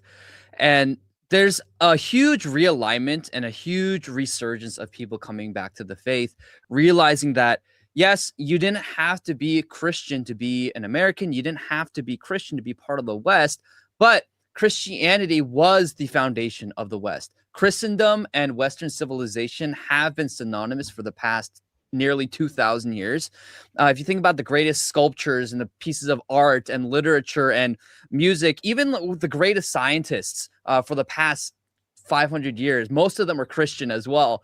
And so you think about all these advancements, just wherever Christianity was spread, human flourishing followed. And we had that anchor in Christianity for so long in the West. And in the past 40 to 50 years, as our academic institutions, as our political institutions and Hollywood and all these very powerful cultural and political institutions started to move away from Christ and start to insert other ideologies and replace it with other ideologies, people are becoming increasingly disenfranchised. Everyone's saying, wait, I was promised with new atheism and with a secularization of all our institutions and the public sphere that things will get better for all of us. Pluralism, secular pluralism, this is all great. And now we have professors at top universities telling you straight to your face that men can get pregnant. And right. We've lost our minds and people realize, wait, we do need a foundation. And in John 1, it says that the Word was God, the Word was with God, and Jesus is the divine Logos and the originator of what we truly understand to be reality, and the foundation of moral truth is found in Christ. And it has always been that way for the past 2,000 years in the West. And as we moved away from it, things have gotten increasingly disordered, chaotic, confusing, and a lot of people realize, wait, actually, it's not just that Christianity provides a good moral framework by which we can navigate and understand the world, but wait, if wherever Christianity went, flourishing happened, freedom proliferated, wait, then maybe this is truly the truth, and the God of the Bible is real. So when we talk about the Logos, when we talk about the idea of Christ being the manifestation or being the actual foundation of reality itself, that's the idea that's presented there. It's a huge idea. One of the things that changes the West, I think, is the idea that there are two components to reality, and one is the idea that there's an objective reality world out there that is set by something beyond the cosmos, set by the divine, but also there's the aspect of love in this. And that's not to say that if you look back in the history of the West, that everywhere that Christianity was, that everything was perfect. There's been lots of pain and suffering and torture and maliciousness done by people who say that profess to be following Christ's teachings, but you can't really tell that they are. But what it seems to me to be is that the more authentic you are to those teachings, the more civilization just seems to lock into place into a better, as you said, a flourishing, because it does seem to me, it's absolutely true, that once you recognize that reality is a factual, objective thing, and at the same time that love has to be a full component of that, and you say, well, what is love? And it's like, well, you know, the embracing of the values of the divine, as well as the love of your brother, your sister, that you would not do harm to them, that you would care about them at the same level. It's such a resolution to all of the hatred and evil that we see around us in the world, and that seems to be at the crux of the battle. Let's go back to Joe Rogan for just a minute. I want to get one more clip from him and then get the rest of the panel's thoughts on this, because again, I really do view the legacy media versus the new media as it's an axiomatic difference in both of these sides. The legacy media and the dinosaurs, I think that what they're calling for is for throwing away objective reality and following to their whims of whatever they say should be, even if it isn't what is. And then you've got that versus the new media and what's come out of it, where we're saying, no, we're going back to the idea that you can merit these out. You can test these ideas out. And well, that's the side of Christianity and maybe science too. Who knows? But here's what Joe Rogan has to say. We'll unmute. That might matter. Your brother and your neighbor as if they're you. Like it's a beautiful way to live life. Are you Christian? Well, I go to church, and I have been for quite a while. Okay, so I've been doing it for the last 3 or 4 years. But that's not really an answer to the question. Well, because I don't know. I think it's very interesting, and I do believe that if you follow the teachings of Jesus Christ, you will live a better life. I really do believe that. And one of the things I talk about is like the people that I go to church with are the most fucking polite people I've ever met in my life. That has to be the most Joe Rogan quote in the history of Joe Rogan quotes. Truly. Yes. The people I go to church with, and I believe in the teachings of the most effing nice people I've ever met. As he takes another hit on some.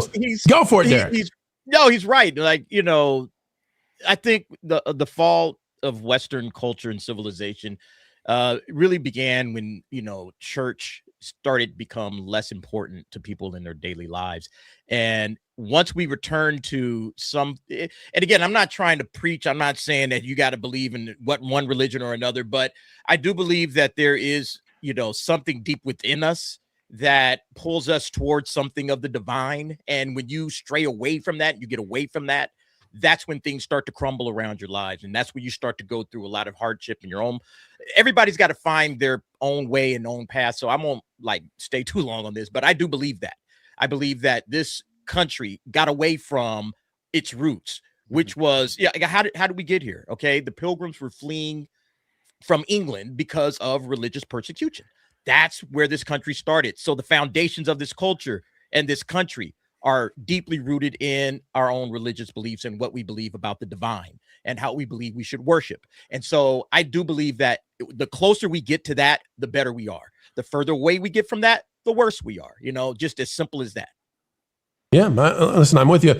And as we look at the world and how it's all working, you know, there was that push about the atheism with the Four Horsemen of atheism, and you had Chris Hitchens, and you had Sam Harris, for example. Sam Harris went crazy, right? That's the problem with this whole thing, is that Sam Harris taught, that atheism and seeking out the well-being of others, that was sufficient. And then the man went crazy and he got TDS and suddenly stopped being logical all over again. And you're like, okay, well, something is unmoored. And the other thing I think about, Lauren, is, you know, when we're teaching these stories out of, whether it's the Little Red Hen or whether it's, you know, the story of Goldilocks, or you can go up, right? So you start off with the very basics, and there's an ethos that's built into those stories, and then you climb that up, and you keep going up and up and up, and you get into the franchises and the things that matter, you know. And what is it? Why did we watch Star Wars? Why do we care about Luke Skywalker? And What's buried in that's teaching us something? And I think about, when you have a kid, when you have a child, it's you want the reality to be that there's a factual universe that your child can operate in, but also that there's a divine love, because you have a love, and maybe it's a reflection of the divine love, but you have a love. If you're any kind of person, you have a love for your child. And that seems to also be transformative. And I think that we've gotten away from that. I think we've gotten away from looking out at every single person and saying that they have a divine worth. And I think that if you walk through this world without viewing everybody as a divine worth, and that has to come from something, I think your stories fall apart. Like, I think all of entertainment starts to fall apart the minute that you start departing from what made the West special. What do you think about that, Lauren? Yeah, I think that's true. I mean, Western civilization, I think what made it unique in a lot of ways was the idea that the universe exists and can be understandable. And so the idea was that you're constantly going to be seeking out and trying to understand what the truth of that universe is. And that does require some type of objective foundation. But it also requires a kind of faith that there is things about the universe that we can observe and test and understand to try and come to an understanding of what that truth is. Our background is also an oral tradition to start with. That was how we exchanged ideas between each other and how we formed communities and were able to work together. Was we found something in common with each other through working together and passing on the values that allowed us to survive and to build civilization so that we could be together in that way. A lot of what we've lost now is not knowing who your neighbor is. And there's lots of reasons why that may be. It may be that you're afraid of getting to know somebody who's different than you.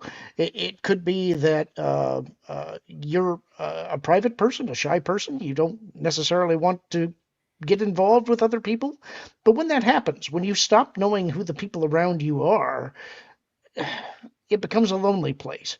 And I think when you stop becoming curious about what's out there in the world, when you stop asking questions, when you become certain about what things are, that's when trouble begins. That's why I think in many ways science has been subverted. So the scientific inquiry oftentimes began with the church. Are you saying that you don't believe one man is, quote unquote, the science? No, certainly not. And that's a big problem, is that scientific inquiry began with the church because there was an idea that the universe was made by God. We inhabit it. It is understandable if we seek and we try and understand it. When you start declaring that things are definitive and stop questioning whether there is more to know, that's where you start getting into some really dangerous areas. It's so many times in the past, things have been declared scientifically true because with the information we had at the time, that seemed to fit the model. And then later we find out something is different. That's why you always have to be questioning and seeking. And I think that's what's interesting about what Joe's doing here. He's questioning and he's seeking and he's asking questions. And that's interesting. And it brings people together. That's why people watch his show. They're also questioning, seeking, and trying to understand. And I think too, there's a pendulum shift, right? Because people have been lied to, and they've been lied to so much. And to know that you've been lied to means that you have to accept there's an objective reality, and that what you've been told doesn't match up with that objective reality.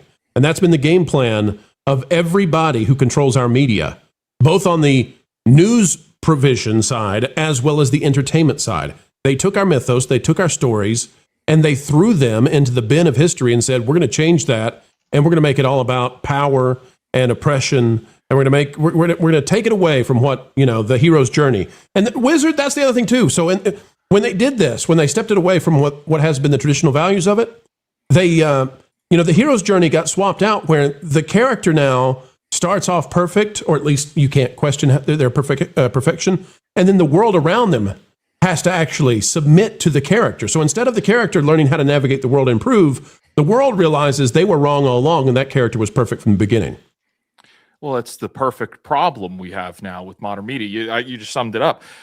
You're perfect just the way you are, and nothing about you needs to change. And Pro, I really like the It's a very anti-Christian message there, Fake Wizard. That is a very anti-Jesus message to say everybody's perfect. You're exactly right. Well, well, there it is. But I really love the correlation that you made, that, you know, there is this resurgence in faith and the connection to the failure of the modern media, let's say. But I want to take a second and look at Kongman and I. We're about the same age. So we grew up in the 90s. Now, how do you know that exactly? Did you research Kongman Lee while we were talking?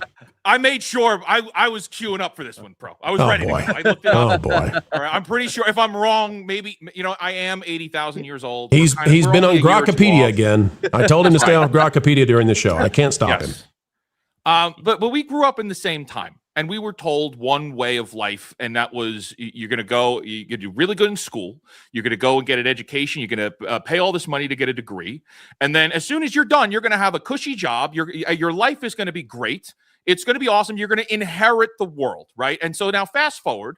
So now you have all these 30 and 40-year-olds. You have the millennials who went through the system. They're in debt, or maybe they are, maybe they aren't. But the world that they grew up promised that they were going to inherit not only doesn't exist, it was stolen from them. Right. And so that's why we're seeing such a resurgence in people looking around now, waking up in their 30s and 40s and saying, well, wait a minute, something is wrong. And they're turning around and, hey now. Hey now. but these you know, these young people are realizing that something is wrong, and they're starting to ask questions, and that's leading them down a path to say, hey, what the media tells me I can't rely upon, what the entertainment companies tell me I can't rely upon anymore. All of my heroes have been brutally murdered, massacred, humiliated, and not for the growth of anything else, just because they don't like me and they don't like you. And more importantly, Wizard, from that, more importantly, not just humiliated, deconstructed and inverted. That's right. It's the absolute worst form of torture, that every single thing you might have modeled your life around was destroyed in front of you. And so where does that lead them after that? It leads them to the only thing that's left, which is hope. And the only place you're going to find that in its purest form is where we're seeing it with Joe Rogan. We're unquestioning. Well said. Here's another thing about this, and I want to come back to Kongman Lee and give you a chance to, because this is an area of expertise for you, and so I would love to hear your thoughts on it. One of the issues with storytelling and with what we've seen happen across our media is that when you strip away values and you make values be debatable, even if they exist, or, you know, everybody gets to set their own values, and there is no actual order to the universe in terms of morality. One of the things that happens is that you no longer have archetypal heroes. Yeah. And so you might think of Christ as being, because people talk about, you know, the ultimate myth, right? And that's not to say that Christ is a myth. That's to say that people will talk about the monomyth, and how that every hero, the closer you get to the archetypal story of Christ, that the closer you're getting to a more heroic presentation, right? Because the archetypal idea is that you have someone who is divine and perfect and also historical, who then suffers the worst possible punishments, but takes that on voluntarily in order to bring about the greatest good possible. Oh, and also to provide that greatest good voluntarily to others that they can choose to partake in it. Okay, so that's, you've taken that to its farthest archetypal levels it can go. Like, there's nowhere else you've got the greatest good suffering the greatest injustice in order to bring about the greatest gift to others possible. Like, how do you go any farther? Okay, once you strip out that matters, then every other hero that you have in your storytelling, even if it's a person who's not a Christian, even if it's a person who doesn't believe in God, whatever, we were all playing by this idea that you could rank order morality, and that you could have something to aspire to. Once you have nothing to aspire to, once you take out the value of the West, the idea of the logos, then all your heroes start to fall apart. What do you think about it? Yeah, 100%. And this is something that people need to understand too, that the leftist project in this country and in the West, broadly speaking, is this push for egalitarianism, is the flattening of all differences and saying that everything is fine. You do you, I'll do me. We're all the same. And yes, we're all equal before the Lord, but there is a hierarchy. There's a hierarchy of good. There's a hierarchy of talent. There's a hierarchy of beauty. There are certain things that are more beautiful, more desirable, and something that should be, you know, a goal for all of us and an ambition for all of us, because it is better of sorts than the current state that we're in. And then so once you start stripping that meaning from people, saying that, you know, this generation was the generation that grew up with participation trophies that no matter what you did, you were acknowledged for it. But that's just not the way that we are wired in order to not only achieve greatness, but also have meaning in our lives. Because if we are constantly told you are perfect just the way that you are and there's nothing wrong with you, then there's nothing to life. And, you know, the word of God talks about suffering, and suffering producing character, and character producing hope, and, you know, and perseverance, character, and the character hope. And that's what we should aspire for, that it is through our suffering. In 1 Peter, it says that it is through the trial and tribulations that our faith becomes purified as gold. And that's what we need. We need suffering. And Jesus is the archetype of the one who suffered. He suffered. He was still God in flesh, yet he saw it appropriate to suffer even until the point of death on a cross to redeem humanity. And it is through our suffering. You think about even the typical hero's journey. It is through the suffering. It's through the obstacles and the trials and the tribulations and the hardships that someone becomes refined, stronger, and truly a better character. And that is truly how God brings us all to become more virtuous people. And if you think about a lot of the people in our lives, and just people on the internet too, who, yes, they have great brokenness, but they have been told in that brokenness that there's nothing wrong with you. You're perfect. And everything that you say is valid, and your truth is valid no matter what. So we've simultaneously cultivated the most narcissistic yet broken generation in all of human history by feeding them this lie that they're perfect and they're fine just the way that they are, but they're not. It's one of the most vicious things a person can say, commonly, because what you do, and I don't mean to interrupt you, but I don't want to miss this point that I think you and I are both approximating.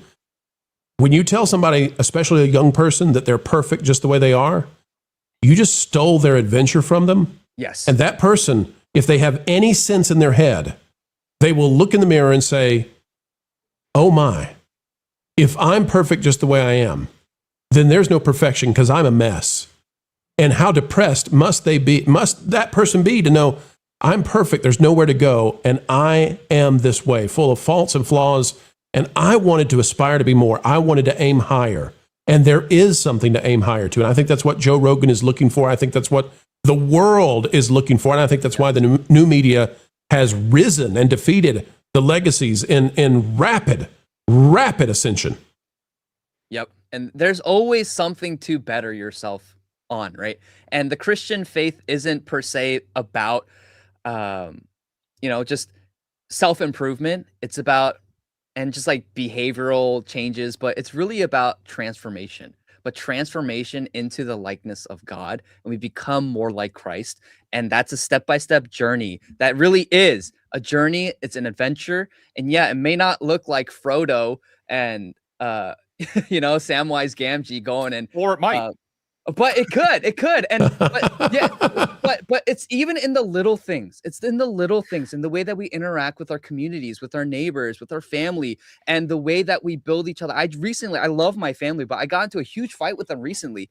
And through that, I was becoming a better man. They were becoming a better family member to me. And we were learning, we were growing. We got closer because of that. And it's these small, even these small moments of contention and suffering and hardship, and even especially moments where we're uncomfortable, that's what makes us more virtuous and makes us better people. And that's what we need. And we live in a society where we have idolized comfort and convenience, and that is the primary thing that we aspire to, instead of virtue and goodness. And so, like we've all said in this panel, that truly once we start getting away from the law of God and the foundations of Christianity in the West, people lose their way and they lose their meaning. That's right. I don't want to stop anybody from adding anything else. If you have something to say, I'll wrap up my part of this by if anybody's out there who has a doubt, okay, and well, you should. Everybody's got doubts, right? I would recommend to you that the more that you treat someone like they matter, okay, and remember, if atheism is true, or if the whole universe is just a cosmic, series of math and a mistake, maybe, then this shouldn't be true. But if you treat people like they really matter, the more you treat them like they matter, the more they will appreciate you, want to be around you, the more successful you will be in life, the better you will feel in your life, the more you treat people as if they have divine worth. And the way that I tend to judge things in terms of whether or not they have a veracity is, does it functionally work when you do it, right? And it turns out that if you treat people as if they have divine worth, things start to lay themselves out the right way in front of you in your path in life. And that's something to think about. Panel, any other final thoughts before we wrap it up? I think we covered quite a bit. And this was a good discussion. I've been itching to have a discussion like this. Like between different streams. I've been itching for a video like this. So you just want to get in a Samwise reference. You just want a Samwise reference. I know what you're up to. But this is like it's not even it's the most important talking point. Like, why is there such an interest now? And why is there we look around and people are demoralized and they don't know what to do. And the ones that are asking the questions of, well, what has gone wrong and where can I find hope? They start to find it, and they usually all end in one spot, which is a very good thing. But we need to be having more conversations similar to this in different ways, because it's not just entertainment. It's not just, video games or Hollywood. It's the news too. And it's a political thing. It is, but it isn't a political thing. These are like, this is the crux of, I think, humanity. And I think we're really fighting for the soul of humanity at this point now. We could talk about Spider-Man and Disney all the live long day, but none of that really matters. That's what they were using to demoralize you, and unfortunately, they're winning that fight. At the time, Wizard, and this is why I stepped out of my career and did this YouTube thing, and I don't think the audience has ever heard that before. The reason I stepped out of what I was doing, and I liked it, and I was successful, but the reason I stepped out of doing what I was doing, and I said I'm going to do this, is because we can't miss, as AI is coming online, and we're teaching this thing that's going to be so powerful. We can't lose to woke. We can't lose to the people who believe in man-made power over truth with a capital T. This is not the time. We must win, and we must take our heroes back. We must take our stories back, because embedded in them are the values that made us what we have been for centuries.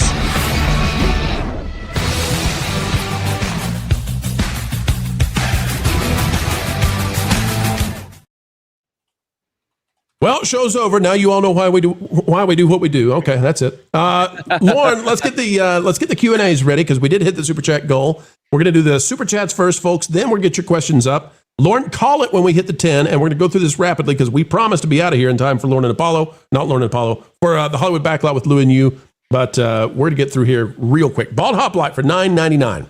Just how turned off am I from Hollywood?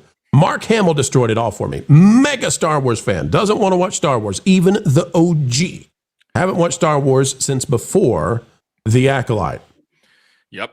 Yeah, we should have turned it off for Lauren. The Acolyte's what made Wiz get on here on YouTube, and now he's the sensation that he is. Look at this guy. Yeah, that invented me. I was like, that's it. Now I got to talk about it. Now I'm going to be Disney's problem. Game on. Teddy D for 5. This young man, Kongman Lee, is cooking tonight. Well, that's why he's doing all right on the social medias, the TikToks, the Instagrammies, and everywhere else he is, just like X. And he might be the next person who deserves you to go follow. So make sure you do so as soon as this show is over. Ballad Hoplite again for $1.99. I've subbed to Kongman Lee. God and anime. Oh my. So true. When you have the power of God and anime on your side, you always win. God and Naruto. O Magic for 5. I believe, however, it says in Scripture that many will claim the name of Christ, but their hearts are far from him. Look at the fruits they bear. I believe it's Matthew chapter 25 that also talks about those who will be surprised that they are seen in the way they are by God. But it turns out if you treat the least of these, you're also treating him that way, according to Scripture. Folks, take a look at this out of Thinking Heretic for 5. The final conflict will be about worship, same as Cain and Abel. Folks, if you've never heard Dr. Jordan B. Peterson break down the story of Cain and Abel, I highly recommend it. Go and check it out. Kara is out there for 2. Kara, thank you so much for helping set this up. This has been a fantastic show tonight. Gents, Kara, we love you. We appreciate you. And it's a joy to be working together. Brian Telesh is out there dropping down a member chat for 31 months. Wow. How lucky are we that you've been with us that long? Great show. Great topic. We agree indeed. Pastor Muppet says, subbed to my brother in Christ, Kongman Lee. Thank you so much. Thank you. We've also got Teddy D for 5, says 3, 2, and then to hit the super chat goal says, I miscounted. Oops. Teddy, it's okay. We appreciate you. And then gifting another 10 magnificent memberships. Thank you so much. That means everything. God dang it, from the bottom of our hearts here on the WDW Pro Channel, thank you. You're the one who's out of this world, sweet baby. You're the one who's out of this world. And moving right along. Well, we better not do that. Let's hit the super chats first, then we'll get the Q&A. We've got Shilly JD out there for 5. As a New Testament Christian, my default is always love. I agree with Joe's uncertainty, but the key to life is to have faith. You got to have faith in something. Everybody does. You're always moving towards something, even if you don't want to. So choose to go up, ladies and gentlemen. Silent Watcher for 5. I read BioShock in the title at first and thought you were talking video games today. You know, the funny thing about YouTube is I would love to talk about video games, but YouTube doesn't want me to. I don't know how we can fix that, but we should do it because I'd love to discuss them. But every time we try, YouTube says, back to Disney, you get back there. Ha, ha, ha. Butter Biscuit for 5. Pro, if you and Jonas say Naruto. One more time. I feel like someone's scratching a chalkboard. Come on, man. All right. Kongman Lee, can you please help me? How should Jonas and I pronounce this word? I guess Naruto. That's what All right, Butter Biscuit, you tell us. I think that's how I'm saying it. Lauren, it's your turn. Get the Q&As up on the screen. Naruto. Just to make everybody mad. All right, Lauren, get those Q&As up on the screen, sir. Kongman Lee, when and how did you find Christ? I was confirmed in the Methodist Church when I was in middle school, but I had a genuine encounter with Christ in 6th grade. And so I grew up as a Christian. I grew up going to church. I'm a 4th generation Christian. And so my grandfather was a pastor. My great-grandfather was a pastor. And so that's my faith background. But yeah, it was in middle school where I encountered Christ. And ever since then, it's always been a steady process of sanctification. Well said. Where the heck is Ron tonight? I think I know where Ron is. Ron's behind that Q&A. I know Ron would have loved to have been here, but Ron, I know you're going to be on the show real soon, too. When did each panel member find faith? Well, I think we got one of them, eh? Yep. I don't want to assume that everybody on the panel wants to say that, but I would say that for me, I got extraordinarily lucky. I hit the lottery at birth, and so both of my parents and all of my grandparents were exceedingly wonderful people who looked up and aspired to be as much like Christ as they could be, and I was able to absorb that. So I can't tell you when I found faith. I'm not very special. I just got so lucky to get to watch other people do that and then to see the difference in that and the rest of the world and go, I will do whatever they are because they are pure love. Yeah, same here. Parents just raised me that way in church pretty much from the moment I could walk, I think. So yeah, that's, it's always been there in my life. Yeah, I would say very similar. Very similar. Well, I'll give a little extra flavor text. I was raised in it, and then I had a little bit of a distancing for a bit, not a complete disconnect, just I would say a distancing. And then it was probably like 2019 onwards where I was like, oh, okay. Now I understand. I've had that encounter. You know what it is? It was the acolyte, wasn't it? Be careful. No, that was 24, Lauren. That was after. That was way after. I have this philosophy. Be careful when you pray for like guidance. The personal philosophy. Be careful because he may answer. And right. it might be tough, and it was. So I'm like, all right, I get it now. And I'll say this too. sometimes it's hard to believe in the best things and to hope into the divine really loves you. The thing I find that recenters people into that reality is you can find evil. I'm not suggesting that you do unless you just really want to, but you can find evil. And once you know evil really and truly does exist, then you've got to contend with, all right, if that's real, the other probably is too. Yep. Good question. For me, it's kind of personal for me, so I'm gonna bow out of the question if you don't mind. But our next one Lauren is going to reveal later on in 3 years he's one of those snake handling guys. I don't want to bring that on the stage. Oh, I'm sorry, Lauren. It was the acolyte. That's what they're doing in Washington State these days.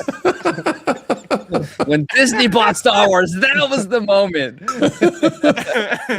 We've got one viewer who is part of that snake handling stuff and says, "Lord, he's on my team." Thoughts about the self-esteem movement's results? Thoughts about the self-esteem movements. Okay, so I'm going to assume this is the everybody gets a trophy idea, right? That and power of positive thinking would be my guess. Yeah. Or Barney the dinosaur. You can take that in different directions. Barney the dinosaur. So that's a different topic for another day, baby. Right. So I think what we could call that is toxic. What's the word here? Toxic empathy. Positivity. Toxic positivity, toxic empathy. It's the over nurturing. It's the overbearing stepmother, the evil stepmom. Right. It's the idea of the person who cannot let go and will not let you leave the nest. You have to lose. Sometimes losing is good for you. So a lot of times it's good for you. And you have to accept that there's always somebody better than you at everything you do. And probably none of the ideas you've ever had are actually original. But that doesn't mean that you stop moving upwards and forwards. When you are coddled to death, then you don't get to live. And so that's my thoughts on everybody gets a trophy. Yep. Totally agreed. Yep. Pro, do you think the Ellisons will disassemble CNN and merge what's left with CBS? No. Easy. Yeah, no. I don't either. How well do you think the Mortal Kombat and Street Fighter movies will do? Get over here. I think Mortal Kombat's going to do okay. And I don't know on Street Fighter. I think these are both, as much as I love them, I think they're both very niche. And I don't know that there are very many women right now excited to see these. So it's going to be a dude fiesta for Mortal Kombat and Street Fighter.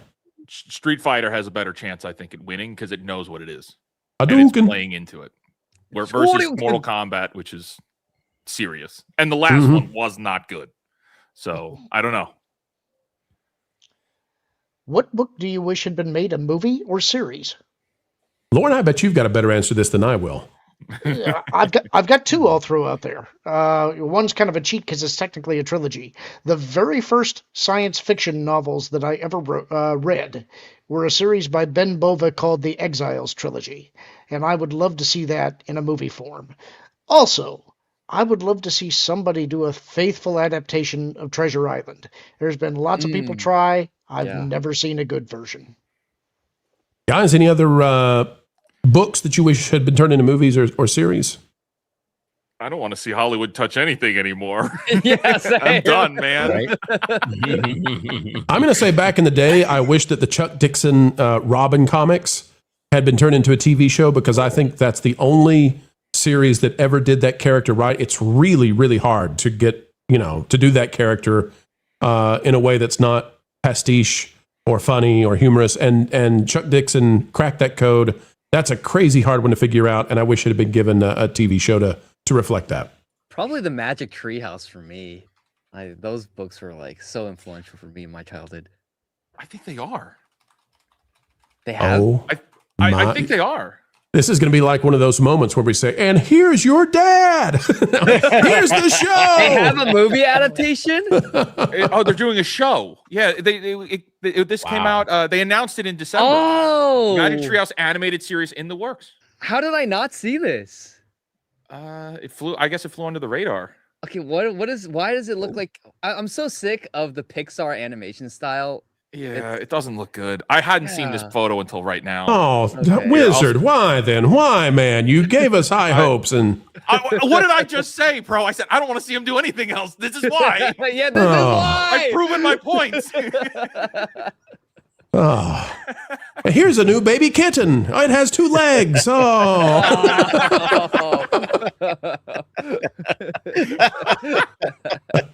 I saw Ron mention The Alchemist. I have read The Alchemist.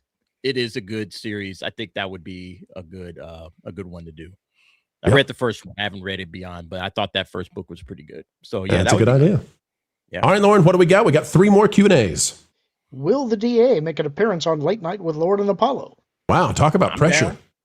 I'm down. All right. Always down. Always down. Get down with the DA. We just assumed that Lauren would accept the. Lauren already said no, so. Oh man. How do you reconcile with those who have been wounded by Christian fundamentalism? There are all. I mean, this is going to come from me personally, and anybody else who wants to respond is welcome to. There are all sorts of ways that you can be wounded and damaged by all kinds of different people and belief systems, and you can have expectations that are set.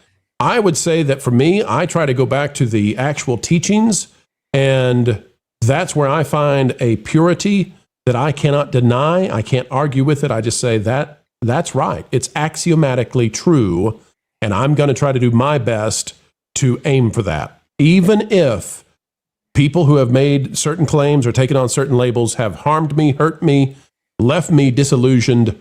The teachings do not. Yeah, I think, people aren't perfect and they will never be perfect. That is a fundamental Christian tenet, that they're going to be people who claim the name of Christ, and at the end of days, Jesus will say to them that depart from me for I never knew you. So there are going to be a lot of people who invoke the name of Christ who actually do not know Christ. And so there's going to be people who hurt you and who use Christianity to inflict harm. But at the end of the day, like, Christ truly does love you, and there is healing and there's restoration in his name. And I would just say, seek him, like truly seek him in his word, and find a Bible believing church that really loves the Lord. And I know this is a lot of Christianese for a lot of people, a lot of Christian lingo, but it truly is. There is restoration, there's hope, and there's healing in the Lord. And that's where I found a lot of my healing from my past hurts and my brokenness. And even the hurts that I've had, I've been hurt from the church many, many times as well. But it was Jesus, and it was God himself who brought me back. Yeah. Nice. Favorite Star Wars knockoff? Spaceballs. Got to be Spaceballs, right? Spaceballs, yeah. I'm trying to think, because I didn't want to say Spaceballs, but man, there's not a lot of Star Wars knockoffs that are really great. If this was Star Trek, I would have a much easier time if you asked me what's my favorite Star Trek knockoff. Lauren, help us. Is there anything beyond Spaceballs that you really think is a winner? Yeah, if you consider Firefly a Star Wars spinoff, then I would say Firefly. If not, then my answer would be the original Battlestar Galactica, but that's because of the design that went into the ships and the Cylons and all of that. And a lot of that is because John Dykstra worked on that series, and so a lot of that DNA, in fact, I think he got sued for it, if I remember right. I also really liked the revival of Battlestar Galactica until they got, I think it was midway through season 2. And I tried to stay with it after that, but I thought they lost the plot by the end of the series. So that's my answers. I can't add anything. You guys have won that one. Between those two, whichever way you want to go, serious versus funny, folks, that's what I'm going to say. All right. We have come to the end yet again when it comes to live stream excellence. Another one in the can, ladies and gentlemen. Kongman Lee deserves your follow, your subscribe. Derek Anderson is the scribe, setting forth what you need to know past midnight on the East Coast so often. Derek, tell the folks out there, what time do you go live with the DA?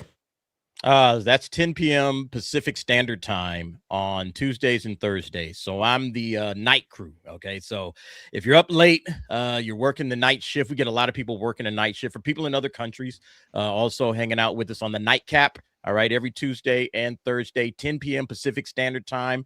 We usually go for a couple of hours and we just kind of talk about one particular topic, something of interest on the day. And then I'll let the chat just have at it, and the chat will chime in with different topics and things. So it's always a lot of fun.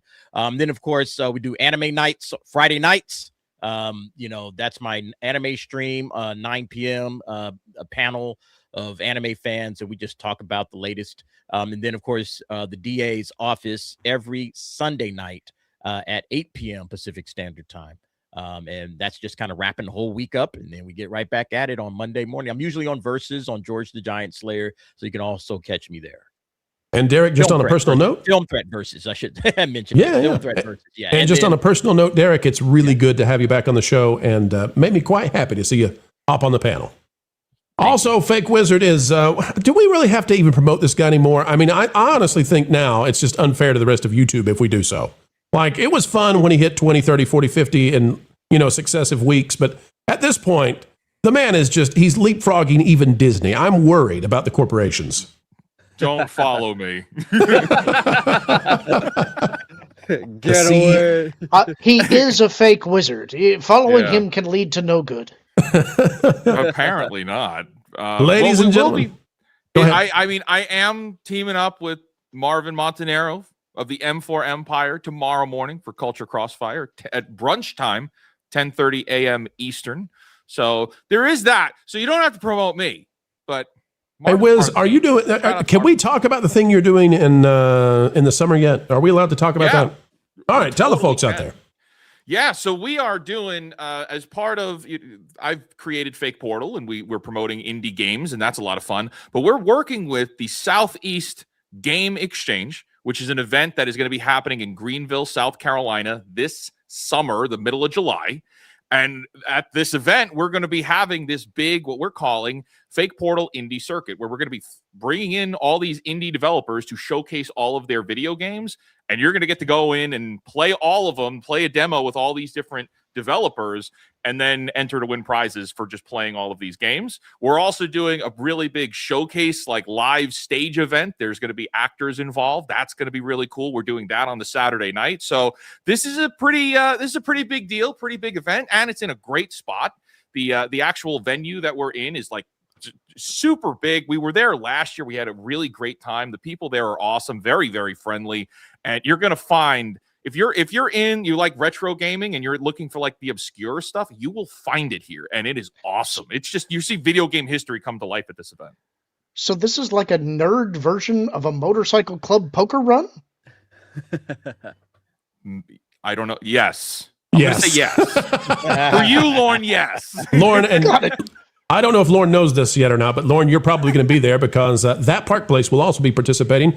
Also, folks, if you would like to meet Lauren and Marvin and maybe one more, stop on by the booth at MegaCon. We'll have details coming out tomorrow. Wiz, are you going? You should be there at MegaCon.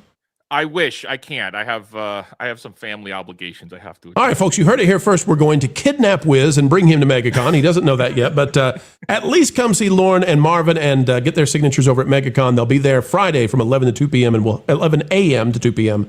and we'll have details out on that tomorrow. All right. Last two super chats, then we're out of here. Doge Pal for 2. Pro Hoppers had a terrible Sunday to Monday drop. Yes, more than 80%. We are waiting to see the Tuesday, though. The Tuesday really matters because the Tuesday for animated films matters far more than the Monday, so we'll check that out. Also, ladies and gentlemen, Silent Watcher for 5. The Cult of Woke seems like a modern-day example of you can only serve one God. It's become a God with a little g in a way that, ironically, they can't see themselves. Well, they're all their own little gods, and that's the big problem, because little gods get in little demigod wars, and we don't want no more of that. Folks, we're out of here. Hope you had a good one. It was a great show, and it was great because of all of you. Thank you again. You're the Gigawatts. We'll see you real soon. 1.21 gigawatts! 1.21 gigawatts! The mainstream media just can't understand how it is we continue to do what we do. They don't realize that we are powered by you, and you are 1.21 gigawatts! 1.21 gigawatts! Folks, we've still got decades and decades left in the can. It drives the mainstream mad. Would it make you feel any better if you knew that what we're asking Matt here to do is a holy thing? You see, We're on a mission from God. We're on a mission from God. Now you're gonna put me right back in the joint. They're not gonna catch us. We're on a mission from God. So, folks, as we always say as we end each and every show here, and we mean it, keep learning, keep growing, and as always, keep having fun.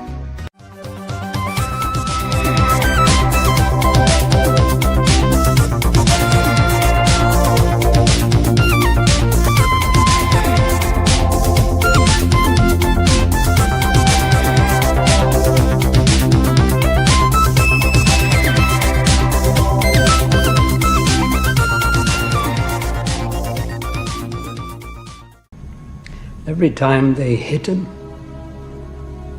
he stood back up again. So they hit him harder. Still, he got back to his feet. Standing man.